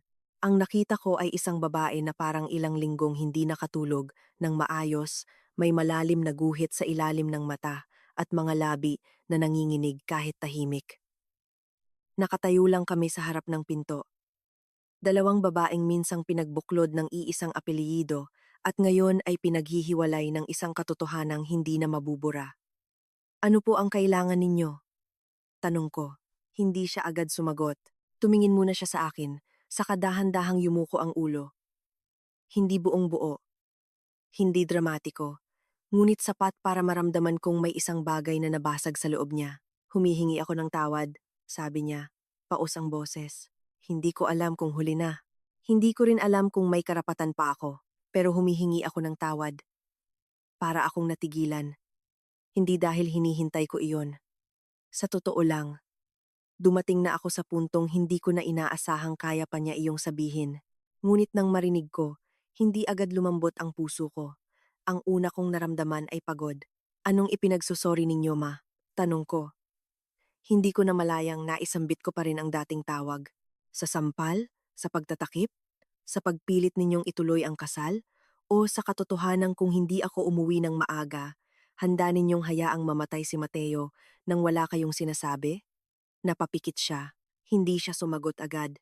Nang muling magmulat, may mga luhang tumulo ngunit hindi niya pinunasan. Sa lahat, bulong niya. At sa mas malala pa roon. Dahil matagal ko nang alam na masama ang anak ko. Hindi ko lang inakalang aabot siya roon. Nanigas ako sa kinatatayuan. Matagal niyo nang alam? Tumango siya. Mabigat na mabigat. Hindi lahat. Hindi ganyang kalalim. Pero alam kong may mga tinatago siyang utang. Alam kong may kakaibang kilos na siya noong pumasok si Angela sa buhay namin. Alam kong may mga papeles siyang gustong galawin tungkol kay Mateo. Pero sa bawat pagkakataong gusto kong humarap sa katotohanan, pinipili kong patahimikin ang sarili ko. Sinasabi ko sa sarili kong maaayos pa, na kapag pinahiya ko siya, masisira ang pamilya, na kapag tinakpan ko, baka matauhan. Pero sa katotohanan, napaiyak siya ng tuluyan. Ako ang nagpalaki sa kanya sa paniniwalang may sasalo sa lahat ng mali niya. Hindi ko alam kung ilang segundo kaming tahimik. Sa unang pagkakataon, Nakita ko si Aling Elena hindi bilang kontrabidang biyenan, kundi bilang isang ina na sinamba ang sariling anak hanggang sa mismo siyang naging dahilan ng kapahamakan nito. Nakakaawa ba siya? Oo. Napatawad ko ba agad? Hindi. Ang awa at kapatawaran ay hindi iisang bagay. Hindi ko kayo mapapatawad ngayon, sabi ko ng tapat. At hindi ko alam kung darating ang araw na iyon. Pero isang bagay ang alam ko, kung gusto niyong gumawa ng tama, huwag ninyong iligtas si Joaquin sa consequences. Tumango siya, para bang iyon din ang sentensyang buong araw na niyang inuulit sa sarili. Hindi na, sabi niya. Pagod na akong magsinungaling para sa kanya. Pagkaalis niya, matagal akong nakatayo sa pinto. Hindi gumaan ang pakiramdam ko. Hindi rin bumigat. Para lamang may isang lumang sugat na unang beses na hawakan ng hindi pinipilit na takpan. Masakit pa rin, pero hindi na kasing bulag. Sa mga sumunod na buwan, mas umusad ang kaso. Na-detain si Angela, kasama ang dalawa niyang kasabwat. Marami pa palang pamilya ang unti-unting lumalantad. May mga babaeng tumawag sa akin, may mga kapatid, pamangkin, at dating biyuda na nagsabing pareho ang modus, pareho ang matatamis na simula, at pareho ang dulo papeles, insurance, at bigla ang trahedya. Nakakakilabot, pero may kakaibang lakas din sa pag-alam na hindi ka nag-iisa. Na ang kwento mo, gaano man kasakit, ay maaaring maging babala sa iba. Si Joaquin naman ay pinakamasakit sa lahat ang pagbagsak. Hindi dahil nakulong siya, kundi dahil unti-unting nawala sa kanya ang lahat ng pinakaingatan niya. Ang ama niyang hindi na tumatawag, ang ina niyang hindi na maipagtanggol ang sarili sa salamin. Ang mga kamag-anak na dati nakikipag-inuman at nakikikutsaba sa yabang niya ay biglang hindi na sumasagot. Ang pangalan niyang dati pinapahiram ng pamilya sa negosyo ay naging pabigat sa lahat ng dokumentong hawak niya. Minsan, may bahagi sa aking nagtanong kung masama ba akong tao dahil may konting ginhawang dala ang pagbagsak niya. Ngunit sa huli, hindi naman ako ang nagtulak sa kanya. Sarili niyang kasakiman ang gumawa noon. Hindi ko na siya nakita ng matagal, hanggang sa araw ng isa sa mga pagdinig. Nasa hallway ako ng korte, hawak ang folder at naghihintay tawagin ang pangalan ko nang makita ko siyang inilalabas mula sa kabilang pinto, kasama ang abogado at isang pulis. Hindi na siya ang lalaking minsang maayos manamit, mabango, at may kumpiyansang alam niyang may kakampi siya sa bahay. Payat siya, nakayuko. At sa unang pagkakataon yata sa buong pagsasama namin, mukha siyang totoong takot. Nang magsalubong ang mata namin, huminto siya. Parang gusto niyang magsalita. Ngunit wala akong itinira sa mukha ko ni galit, ni lungkot, ni pagmamahal. Pagod na katahimikan lang. Sa huli, siya rin ang unang bumaba ang tingin. Doon ko nalaman na tapos na talaga ako. Hindi dahil may pinal na desisyon na ang hukuman, hindi dahil may papel na nagsasabing wala na kaming bisa sa isa't isa. Tapos na ako dahil wala nang natitira sa loob ko na gustong bumalik, magtanong o umasa. Ang kabuuan ng katotohanan, gaano man kasakit, ay may kakaibang regalo pinuputol nito ang huling hibla ng ilusyon. Samantala, mas naging malapit sa akin si Mateo sa paraang hindi ko inaasahan. Hindi kami madalas magkita, ngunit tuwing kailangan niyang dumaan sa hearing o may pipirmahang legal papers kasama si Mang Arturo at interpreter, minsan ipinadaraan siya sa cafe na pinagkikitaan ko. Oo, dahil matapos ang lahat, nagpa siya akong huwag nang bumalik sa dati kong trabaho sa parehong paraan. Hindi ko kayang mag-travel, nang mag-travel na bitbit ang bagong anyo ng buhay ko. Sa halip, gamit ang ipon ko at tulong ni Teresa, nagtayo ako ng maliit na consultancy para sa sales and documentation training ng mga medical suppliers. Mas maliit ang kita, pero akin ang oras ko, akin ang isip ko, at wala nang lalaking naghihintay sa bahay para maliitin ako kapag naging abala ako sa trabaho. Isang hapon, dumating si Mateo dala ang notebook niya. Tahimik siyang naupo at matapos ang ilang minutong pagtingin sa akin, nagsulat siya ng maingat, mabagal, at malinis na mga letra. Masaya ka na ba? Natigilan ako sa tanong. Tumingin ako sa kanya at napangiti ng mapait. Kinuha ko ang panulat at sumagot. Hindi pa buo. Pero payapa na ako ng kaunti. Binasa niya iyon, saka sumulat muli. Mas gusto ko ang payapa kaysa masaya. Napahinto ako. Pagkatapos ay natawa ako ng mahina. Sa wakas isang tawang hindi masakit. Tumango ako at sumulat. Ako rin. Mula noon, May mga bagay sa buhay ko na unti-unting pumupuwesto hindi. Dahil pinilit ko, kundi dahil oras na para mangyari. Unti-unti akong natutong matulog nang hindi ginugulo ng bangungot gabi-gabi. Unti-unti akong natutong dumaan sa grocery nang hindi naiisip ang gabing bumili ako ng kaldereta para sa lalaking naninira na pala sa likod ko. Unti-unti akong natutong magsuot ng kulay muli. Dahil sa unang mga buwan puro puti, abo, at itim lang ang kaya kong tingnan sa aparador. Unti-unti kong natutunang ang buhay pagkatapos ng pagtataksil ay hindi kailangang puro paghihiganti. Pwede rin itong puro pagpili sa sarili. Dumating ang araw ng desisyon sa annulment na tila ordinaryo lamang sa kalendaryo, ngunit para sa akin ay parang may tahimik na kampanang tumunog sa loob ng dibdib ko. Nang lumabas ako ng gusali, hawak ang papel na nagpapatunay na legal ng pinutol ang ugnayang, matagal nang nilibing ng katotohanan. Hindi ako napaiyak, hindi ako sumigaw sa tuwa, hindi ako tumingin sa langit.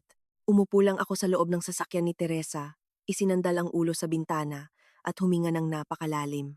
Parang unang beses matapos ang mahabang panahon, walang nakasabit na tanong sa dibdib ko. Makalipas ang ilang araw, pinuntahan ako ni Mang Arturo sa maliit kong opisina. Wala siyang dalang envelope, wala ring mabibigat na salita. May dala lang siyang maliit na kahon ng hopia mula sa paborito kong bakery na minsan niyang naaalala tuwing may business trip ako noon. Inilapag niya iyon sa mesa at saka nagsalita. Tinanggap ni Mateo ang alok ko na ilipat siya sa isang mas tahimik na bahay sa Antipolo. May kasama siyang caregiver at tutor sa sign language at digital arts. Mas maaliwalas doon. Napangiti siya ng bahagya. Gusto ka raw niyang imbitahan minsan. Ngumiti ako. Pupunta ako. Tahimik siyang tumango. Bago siya tuluyang umalis, huminto siya sa pinto at nagsalita nang hindi nakatingin sa akin. Hindi ko na maibabalik ang ginawa sa'yo ng pamilya namin. Pero gusto kong malaman mo sa lahat ng nangyari, ikaw ang naging pinakamatapang sa amin. Pagkaalis niya, napaupo ako at matagal kong pinagmasdan ang kahon ng hopya. Ang tapang, naisip ko, ay madalas na ipinapalagay ng tao na malaking bagay iyong sumisigaw, lumalaban, gumaganti. Pero ang totoo, minsan ang tapang ay iyong umalis ka sa bahay na kayang lunurin ka at pinili mong huwag nang bumalik kahit ilang alaala pa ang naiwan doon. Minsan sa gabi, kapag tahimik na ang paligid at tapos na ang mga tawag at trabaho, iniisip ko pa rin ang dating buhay ko. Hindi dahil gusto kong balikan, kundi dahil gusto kong maintindihan kung paanong ang isang babae na tulad ko edukada, masipag, hindi naman mangmang, ay muntik mapatay hindi sa literal, kundi sa dahan-dahang paraan ng kahihiyan, pagkontrol, at panlilin lang. At sa bawat pag-iisip ko, iisa ang sagot na bumabalik hindi ako mahina. Nagmahal lang ako sa maling bahay. Ngunit ang maling bahay ay hindi katumbas ng maling pagkatao. At iyon marahil ang pinakamahalagang natutunan ko sa lahat, na kahit nakapasok ka sa isang tahanang puno ng kasinungalingan, hindi ibig sabihin doon ka na rin mabubulok. Na kahit minsang tinawag ka ng asawa mong matandang babae na may paghamak, hindi nababawasan ang halaga mo ni kahit isang patak. Na kahit pinilit kang patahimikin ng biyenan mong mas mahal ang reputasyon kaysa buhay, may karapatan ka pa ring sumigaw ng totoo. At na kahit ginamit ng mga mapagsamantala ang tahimik na kapansanan ni Mateo bilang pagkakataon, may mga taong handang tumayo sa pagitan ng bitag at ng biktima. Hindi perpekto ang wakas namin. Hindi naman talaga ganoon ang tunay na buhay. May mga kasong magtatagal pa. May mga alaala pa ring susulpot kung kailan hindi mo inaasahan. May mga pangalang hindi mo na gustong marinig.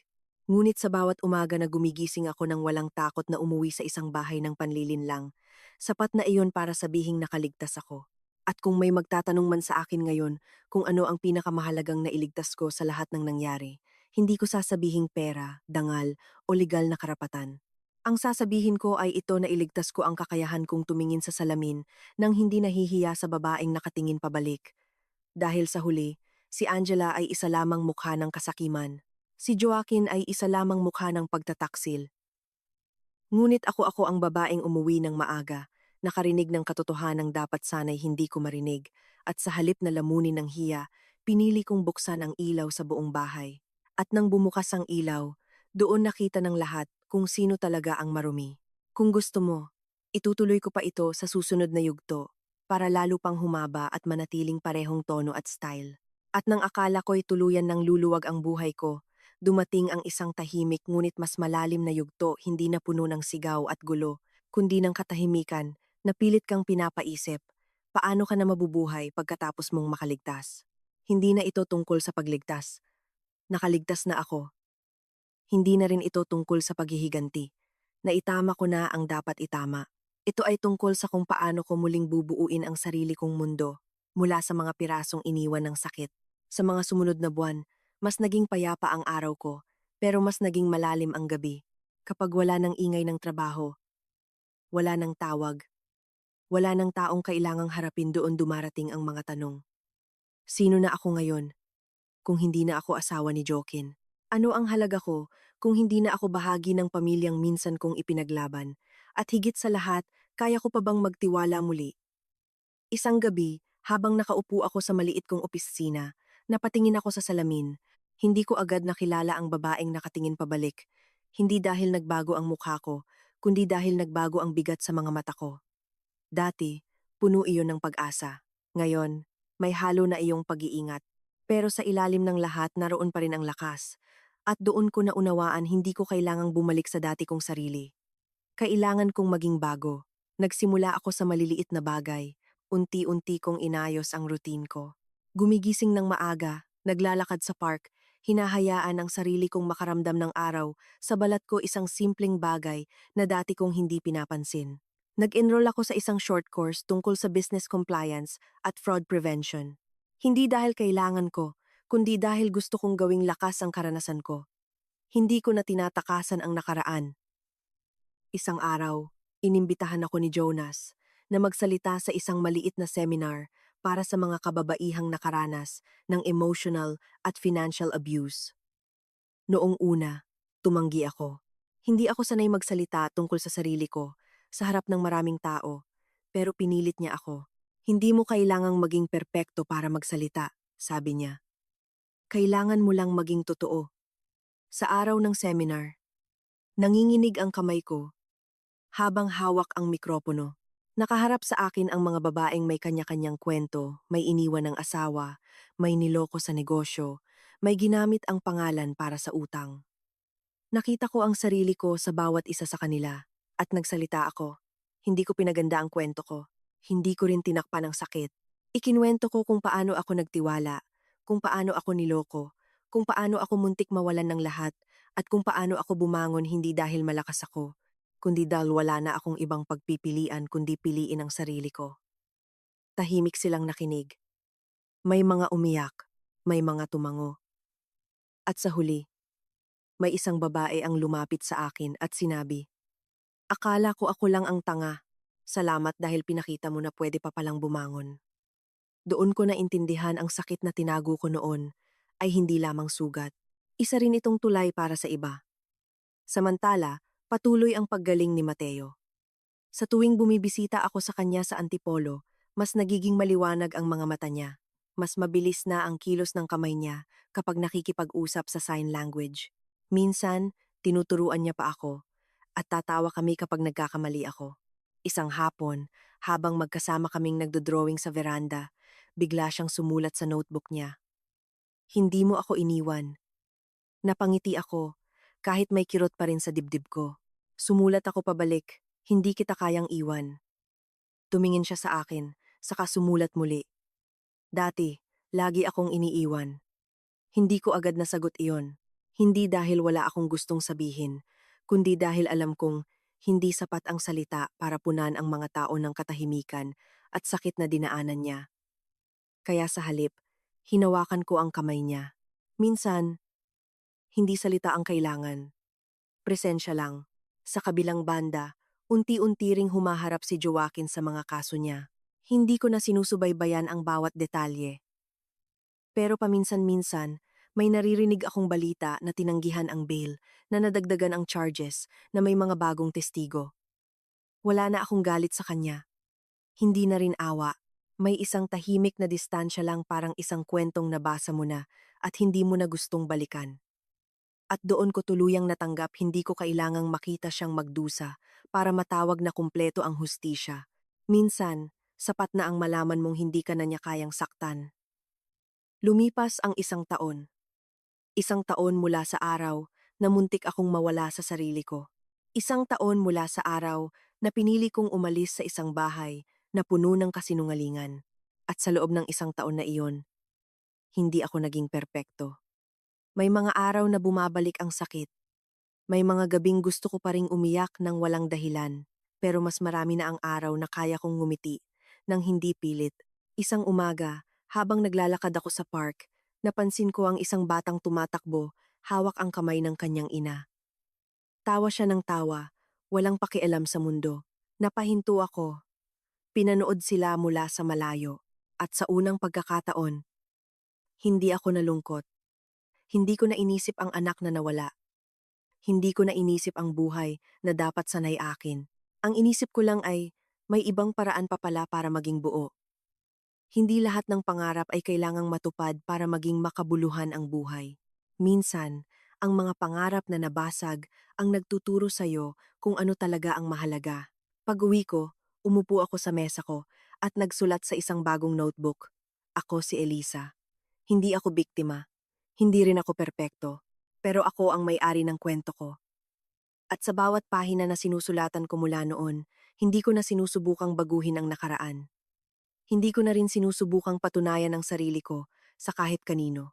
Isinusulat ko lang ang kasalukuyan kung paano ako unti-unting bumubuo ng isang buhay na hindi na kailangang magsinungaling para maging maganda. At marahil, iyon ang pinakatotoong wakas. Hindi iyong masaya sa paningin ng iba. Hindi inyong puno ng paghihiganti, kundi iyong tahimik, matatag, at totoo. Dahil sa huli, ang babaeng minsang pinatahimik, siya ring natutong magsalita. Ang babaeng minsang sinira, siya ring muling bumuo sa sarili niya. At ang babaeng minsang akala nila'y mawawala siya pa rin ang nanatili. Napahawak ako sa bibig ko ngunit hindi ako makagawa ng kahit anong tunog. Para bang biglang nawala ang hangin sa paligid ko. At habang paulit-ulit kong pinapakinggan ang video, ay unti-unting gumuguho ang huling bahagi ng katahimikan na pinaghirapan kong buuin sa loob ng isang taon. Dahil kung ang boses na iyon ay hindi ko kilala, ay mas madali sanang tanggihan, mas madali sanang isiping panibagong panlilinlang lamang ito. Ngunit hindi kilalang kilala ko iyon. Boses iyon ng isang lalaking minsang tinawag kong tatay.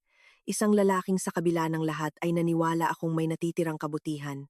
At ngayon ay malinaw na may bahagi siya sa mga lihim na akala ko ay tuluyan ng nalantad.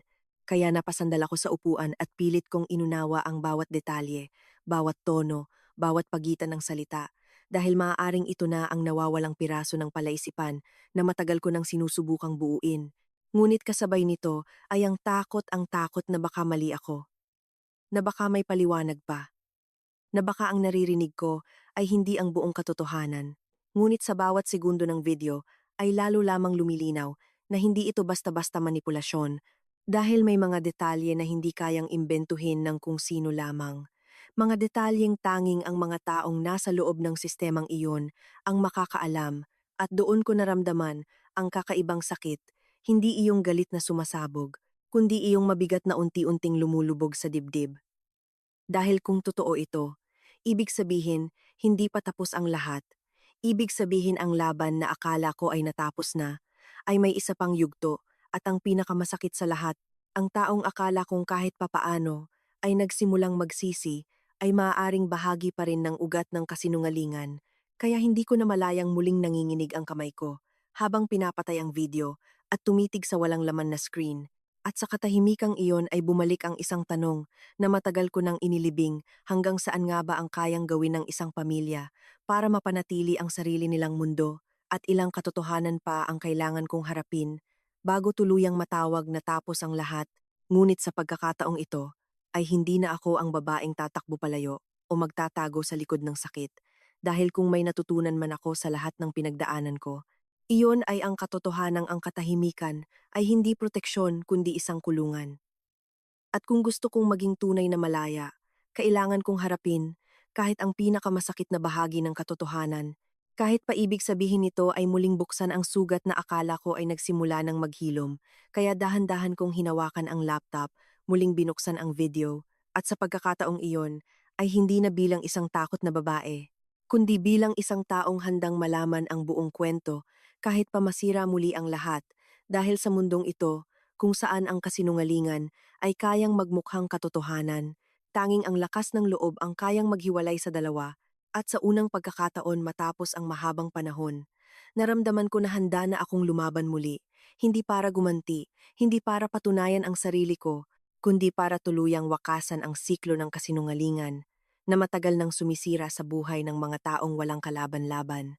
At habang unti-unting tumutunog muli ang boses sa video, alam kong ito na ang simula ng huling laban na hindi ko na maaaring iwasan dahil sa pagkakataong ito, hindi na lamang sarili ko ang nakataya, kundi ang katotohanang matagal ng pilit na tinatago at sa gitna ng katahimikang iyon ay malinaw sa akin hindi pa tapos ang kwento ko. At habang pinipilit kong manatiling kalmado, unti-unting bumigat ang bawat segundo na tila ba ang oras mismo ay kumakapit sa akin. Pinipigilan akong huminga ng normal dahil sa bawat pag-ulit ng video ay mas lumilinaw ang isang bagay hindi aksidente ang lahat. Hindi lamang ito simpleng pagtataksil at lalong hindi ito isang isolated na krimen na may iisang salarin lamang, kundi isang mas malalim na ugnayan ng kapangyarihan, pera, at katahimikan na matagal nang umiikot sa likod ng pamilyang minsan kong pinasok ng buong tiwala. At habang mas iniisip ko iyon ay mas lalo kong nararamdaman ang isang kakaibang lamig na dumadaloy mula sa aking batok pababa sa likod ko dahil kung si Mang Arturo ay kasangkot, kahit sa anong paraan pa, ibig sabihin ng pundasyon ng lahat ay hindi lamang bulok ito ay itinayo sa mismong kasinungalingan. At doon ko naalala ang mga maliliit na bagay na dati ibinalewala ko lamang, ang mga sandaling bigla siyang tatahimik kapag napag-uusapan si Mateo, ang mga pagkakataong tila may gusto siyang sabihin ngunit pinipigilan ang sarili, at ang paraan ng kanyang pagtitig sa akin noong iniabot niya ang envelope, parang may isang lihim na hindi niya kayang bitawan kahit gusto niya.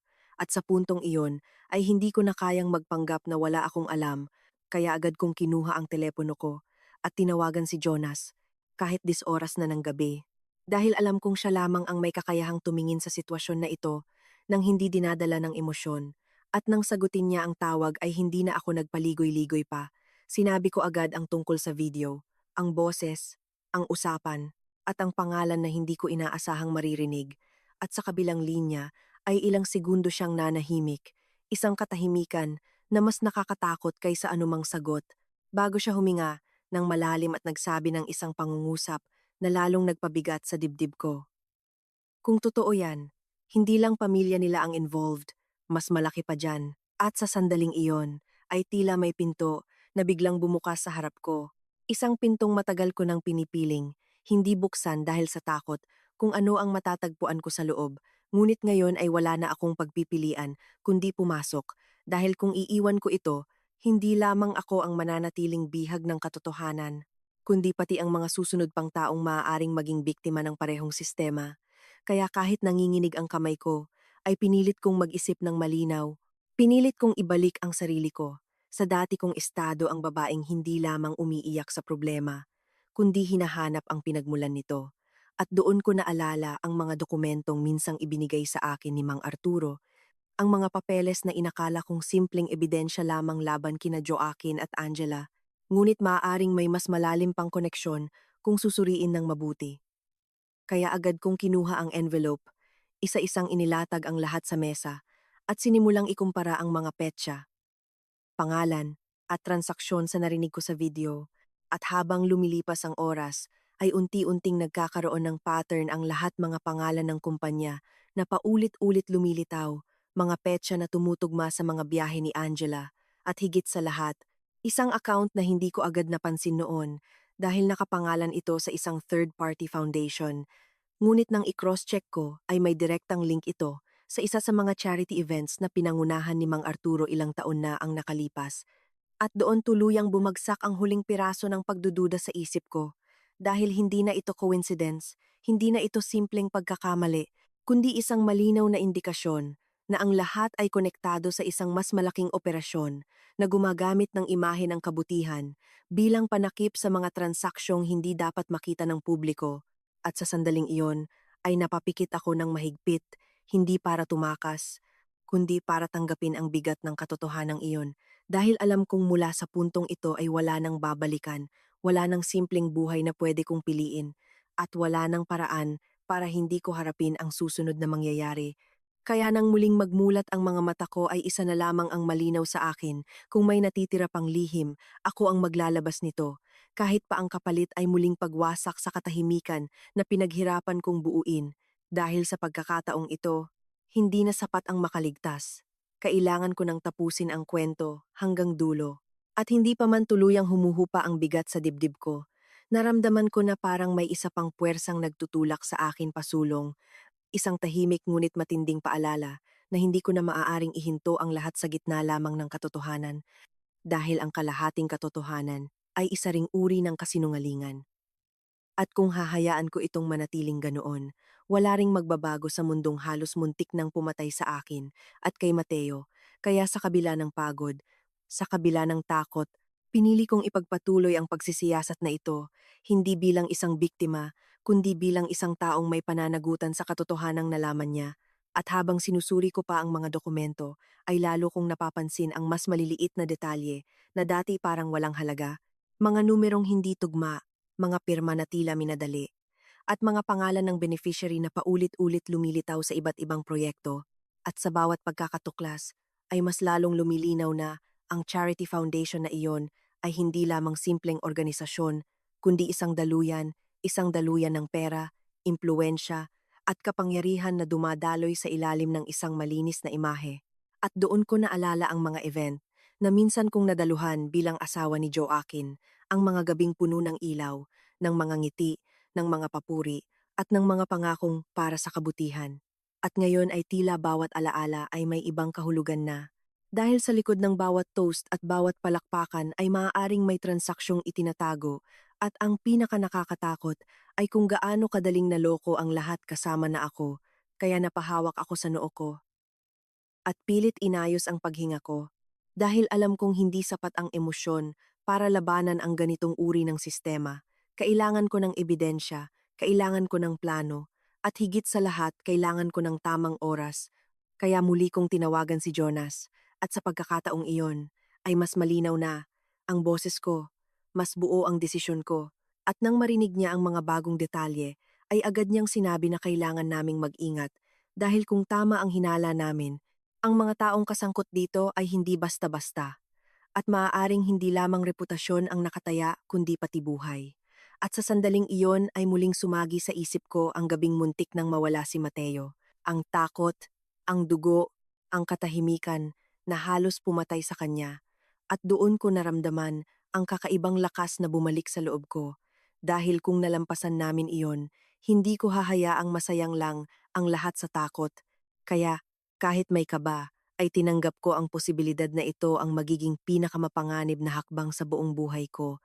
At habang nag-uusap kami ni Jonas, ay napagdesisyonan naming huwag agad ilabas ang video, bagkus ay gamitin ito bilang susi upang mabuksan pa ang mas malalaking ebidensya. Dahil kung maglalabas kami ng kulang, madali lamang itong tatakpan. At sa mundong ito, kung saan ang kapangyarihan ay kayang baguhin ang kwento sa isang iglap, kailangan naming siguraduhin na kapag nagsalita kami, wala nang paraan para patahimikin ang katotohanan. Kaya matapos ang tawag ay tumayo ako at tumingin sa labas ng bintana, kung saan ang ilaw ng lungsod ay kumikislap na parang walang pakialam sa mga nangyayari sa likod ng bawat gusali. At sa katahimikang iyon ay muli kong tinanong ang sarili ko kung handa ba talaga akong sumabak sa laban na ito. At sa pagkakataong iyon ay hindi na ako nag-atubiling sumagot, dahil sa kabila ng lahat ng nawala, may isang bagay na hindi nila nakuha sa akin, ang kakayahang pumili kung sino ako sa gitna ng kaguluhan. At pinili kong maging taong hindi na muling tatahimik, kahit pa ang kapalit ay muling masaktan, muling matakot, at muling masubok ang lahat ng natitira sa akin. Dahil sa huli, mas nakakatakot ang mabuhay sa kasinungalingan kaysa mamatay sa katotohanan. At habang unti-unti kong pinapatay ang ilaw sa opisina at kinukuha ang mga dokumento na magiging sandata ko sa susunod na hakbang, malinaw na malinaw sa akin na ang laban na ito ay hindi na lamang para sa akin, hindi na lamang para kay Mateo, kundi para sa lahat ng tahimik na biktima na hindi kailanman nabigyan ng pagkakataong magsalita. At kung kinakailangan, ako ang magiging boses nila kahit pa ang boses na iyon ay kailangang sumigaw sa gitna ng mundong sanay na sa katahimikan. At mula sa gabing iyon, tuluyan nang nagbago ang direksyon ng lahat dahil hindi na lamang ito isang laban para iligtas ang sarili ko mula sa nakaraan, kundi isang misyon para ilantad ang sistemang matagal nang nagtatago sa likod ng mga pamilyang iginagalang ng lipunan. At habang papalalim ang investigasyon, ay mas lalo kong nauunawaan kung gaano kalawak ang saklaw ng kasinungalingan na minsang bumalot sa buhay ko dahil sa bawat dokumentong binubuksan namin ni Jonas ay may panibagong pangalan na lumilitaw, mga taong may posisyon, may koneksyon, at may kakayahang patahimikin ang kahit sinong magsubok na magsalita laban sa kanila. At sa puntong iyon ay hindi ko na maikakaila na ang laban na ito ay lampas na sa personal na hustisya. Ito ay naging laban-laban sa isang sistemang sinanay na umiiral sa dilim, habang ang lahat ay abala sa paniniwala na ang liwanag na nakikita nila ay totoo, kaya mas naging maingat kami sa bawat hakbang.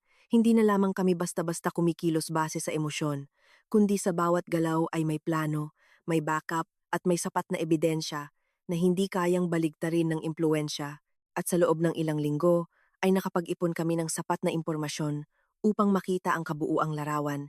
Ang foundation na ginamit bilang front ay hindi lamang para sa money laundering, kundi ginagamit din upang maglipat ng pondo sa mga iligal na operasyon na konektado sa insurance fraud, staged accidents, at mga beneficiary deaths na sa papel ay aksidente ngunit sa katotohanan ay planado. At nang mabasa ko ang mga salitang iyon, ay muli akong nanlamig dahil bumalik sa isip ko ang posibilidad na kung hindi ako umuwi ng maaga sa gabing iyon, maaaring isa ako sa mga pangalan na nakalista sa mga dokumentong iyon bilang isang insidente lamang, isang kwento na mabilis malilimutan, kapalit ng pera at tahimik na pagtakip ng mga kasangkot. At sa sandaling iyon ay tuluyan kong tinanggap na ang lahat ng nangyari sa akin ay hindi simpleng kapalaran kundi bahagi ng mas malalim na galaw na matagal nang pinaplano. At sa kabila ng takot ay mas lalong tumibay ang desisyon ko na tapusin ito hanggang dulo. Kaya nang dumating ang araw na handa na kaming ilabas ang unang batch ng ebidensya, ay hindi na ako nag-atubili pa. Kahit alam kong sa sandaling iyon ay babalik ang atensyon sa akin, babalik ang mga mata ng mga taong minsang naghusga, at babalik ang panganib na akala ko ay naiwan ko na sa nakaraan. Ngunit sa pagkakataong iyon ay iba na ako. Hindi na ako ang babaeng natatakot sa bulong ng iba, kundi isang taong handang tumayo sa harap ng kahit anong bagyo, basta ang dala ko ay katotohanan. At nang mailabas ang report sa tulong ng network ni Jonas, ay agad itong kumalat. Hindi lamang sa social media, kundi pati sa ilang independent news outlets na matagal nang naghihintay ng sapat na ebidensya para magsalita. At sa loob lamang ng ilang oras ay nagsimula ng maglabasan ang mga reaksyon. May mga taong nagulat, may mga nagduda, at may mga agad na sinubukang sirain ang kredibilidad namin. Ngunit sa pagkakataong iyon ay hindi na sapat ang paninira dahil ang ebidensya ay malinaw, detalyado, at suportado ng mga dokumentong hindi kayang balewalain. At kasabay nito ay nagsimula ring gumalaw ang ilang ahensya na dati tila tahimik lamang, at doon ko nakita kung gaano kalakas ang epekto ng katotohanan kapag ito ay hindi na kayang itago. Ngunit kasabay ng lahat ng iyon ay ang inaasahan naming panganib. May mga tawag na walang nagsasalita sa kabilang linya, may mga taong sumusunod sa akin sa kalsada, at may mga mensaheng pilit akong pinapatahimik. Ngunit sa halip na umatras ay lalo lamang akong naging determinado dahil alam kong ang bawat pagtatangka na takutin ako ay patunay lamang na tama ang direksyon na tinatahak ko. At sa gitna ng lahat ng kaguluhan ay hindi ko nakalimutan si Mateo dahil sa bawat hakbang ko ay iniisip ko na kung hindi ko ito tatapusin, may posibilidad na may isa na namang tulad niya ang magiging susunod na target.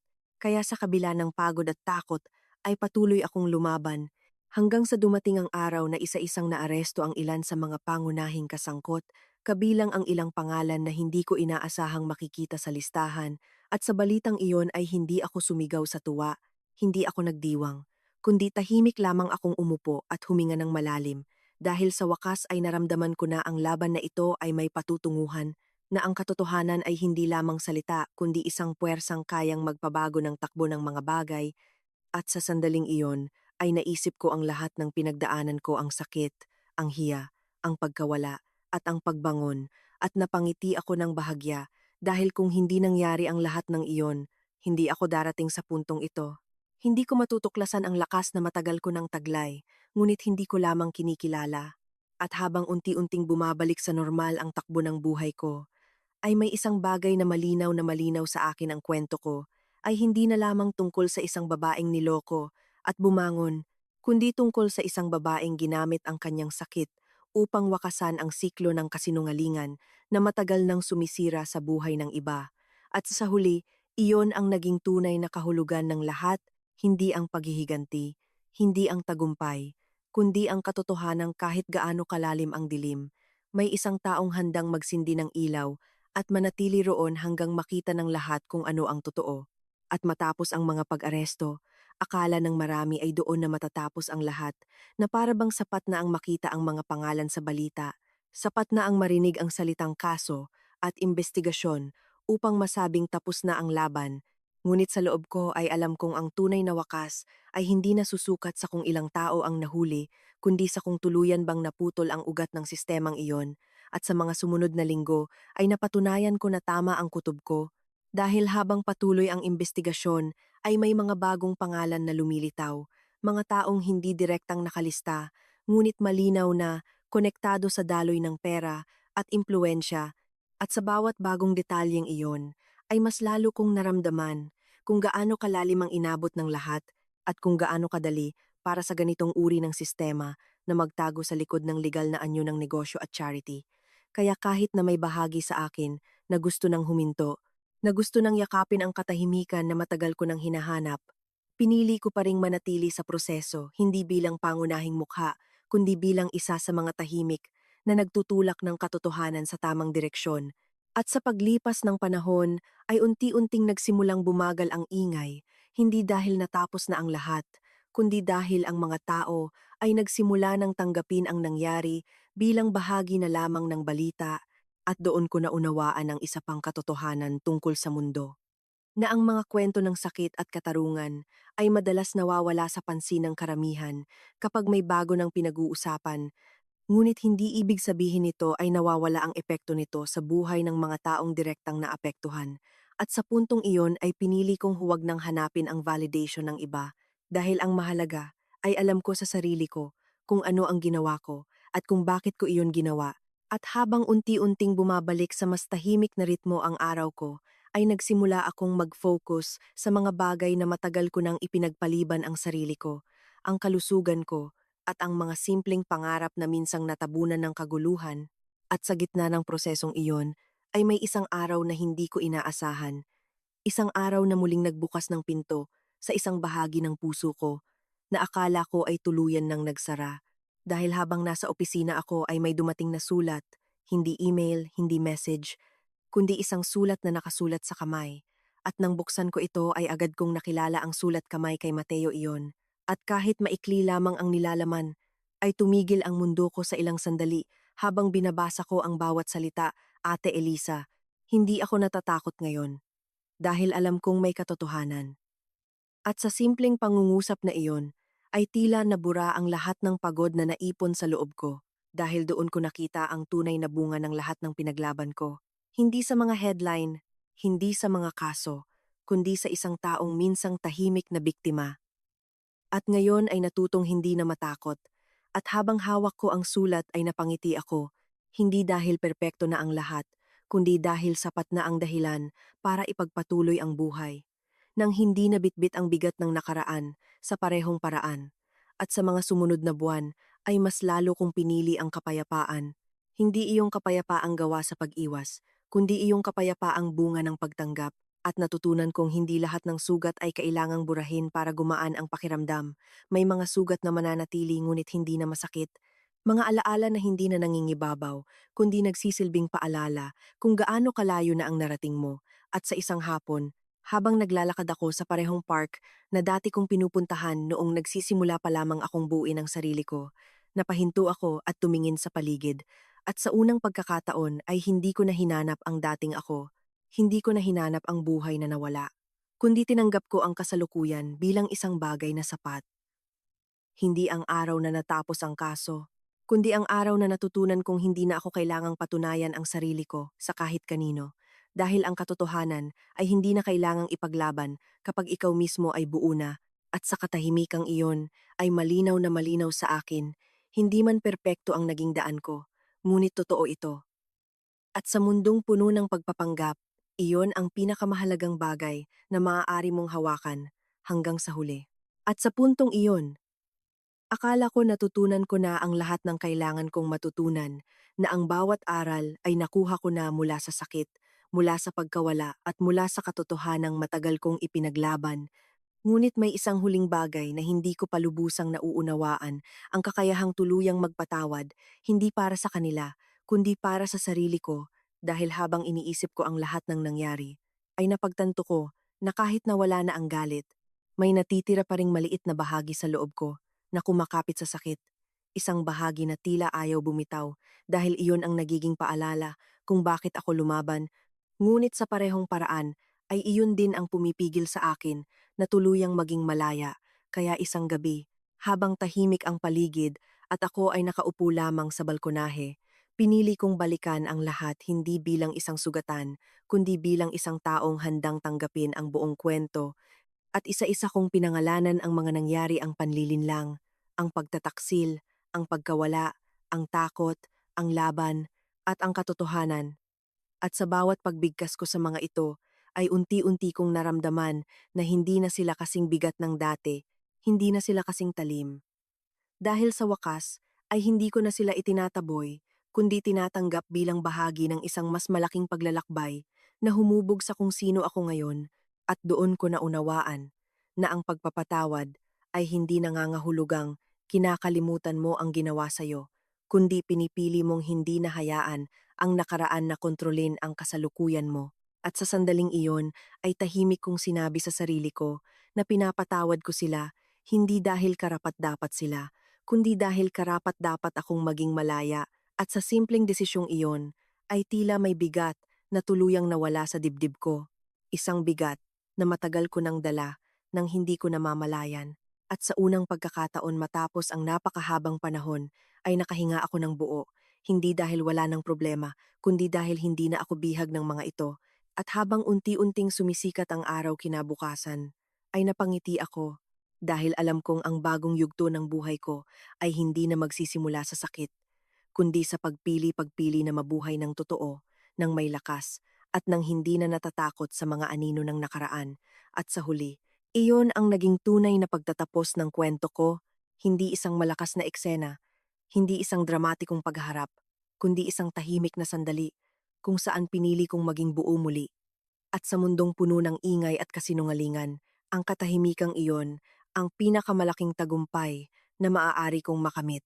At sa huling sandaling iyon, habang nakatayo ako sa gitna ng isang buhay na ako mismo ang muling bumuo, napagtanto ko na ang lahat ng nangyari, ang sakit, ang pagtataksil, ang pagkawala, at ang pakikipaglaban, ay hindi lamang mga kabanata ng isang trahedya, kundi mga hakbang patungo sa isang katotohanang mas malalim kaysa sa anumang inaasahan ko.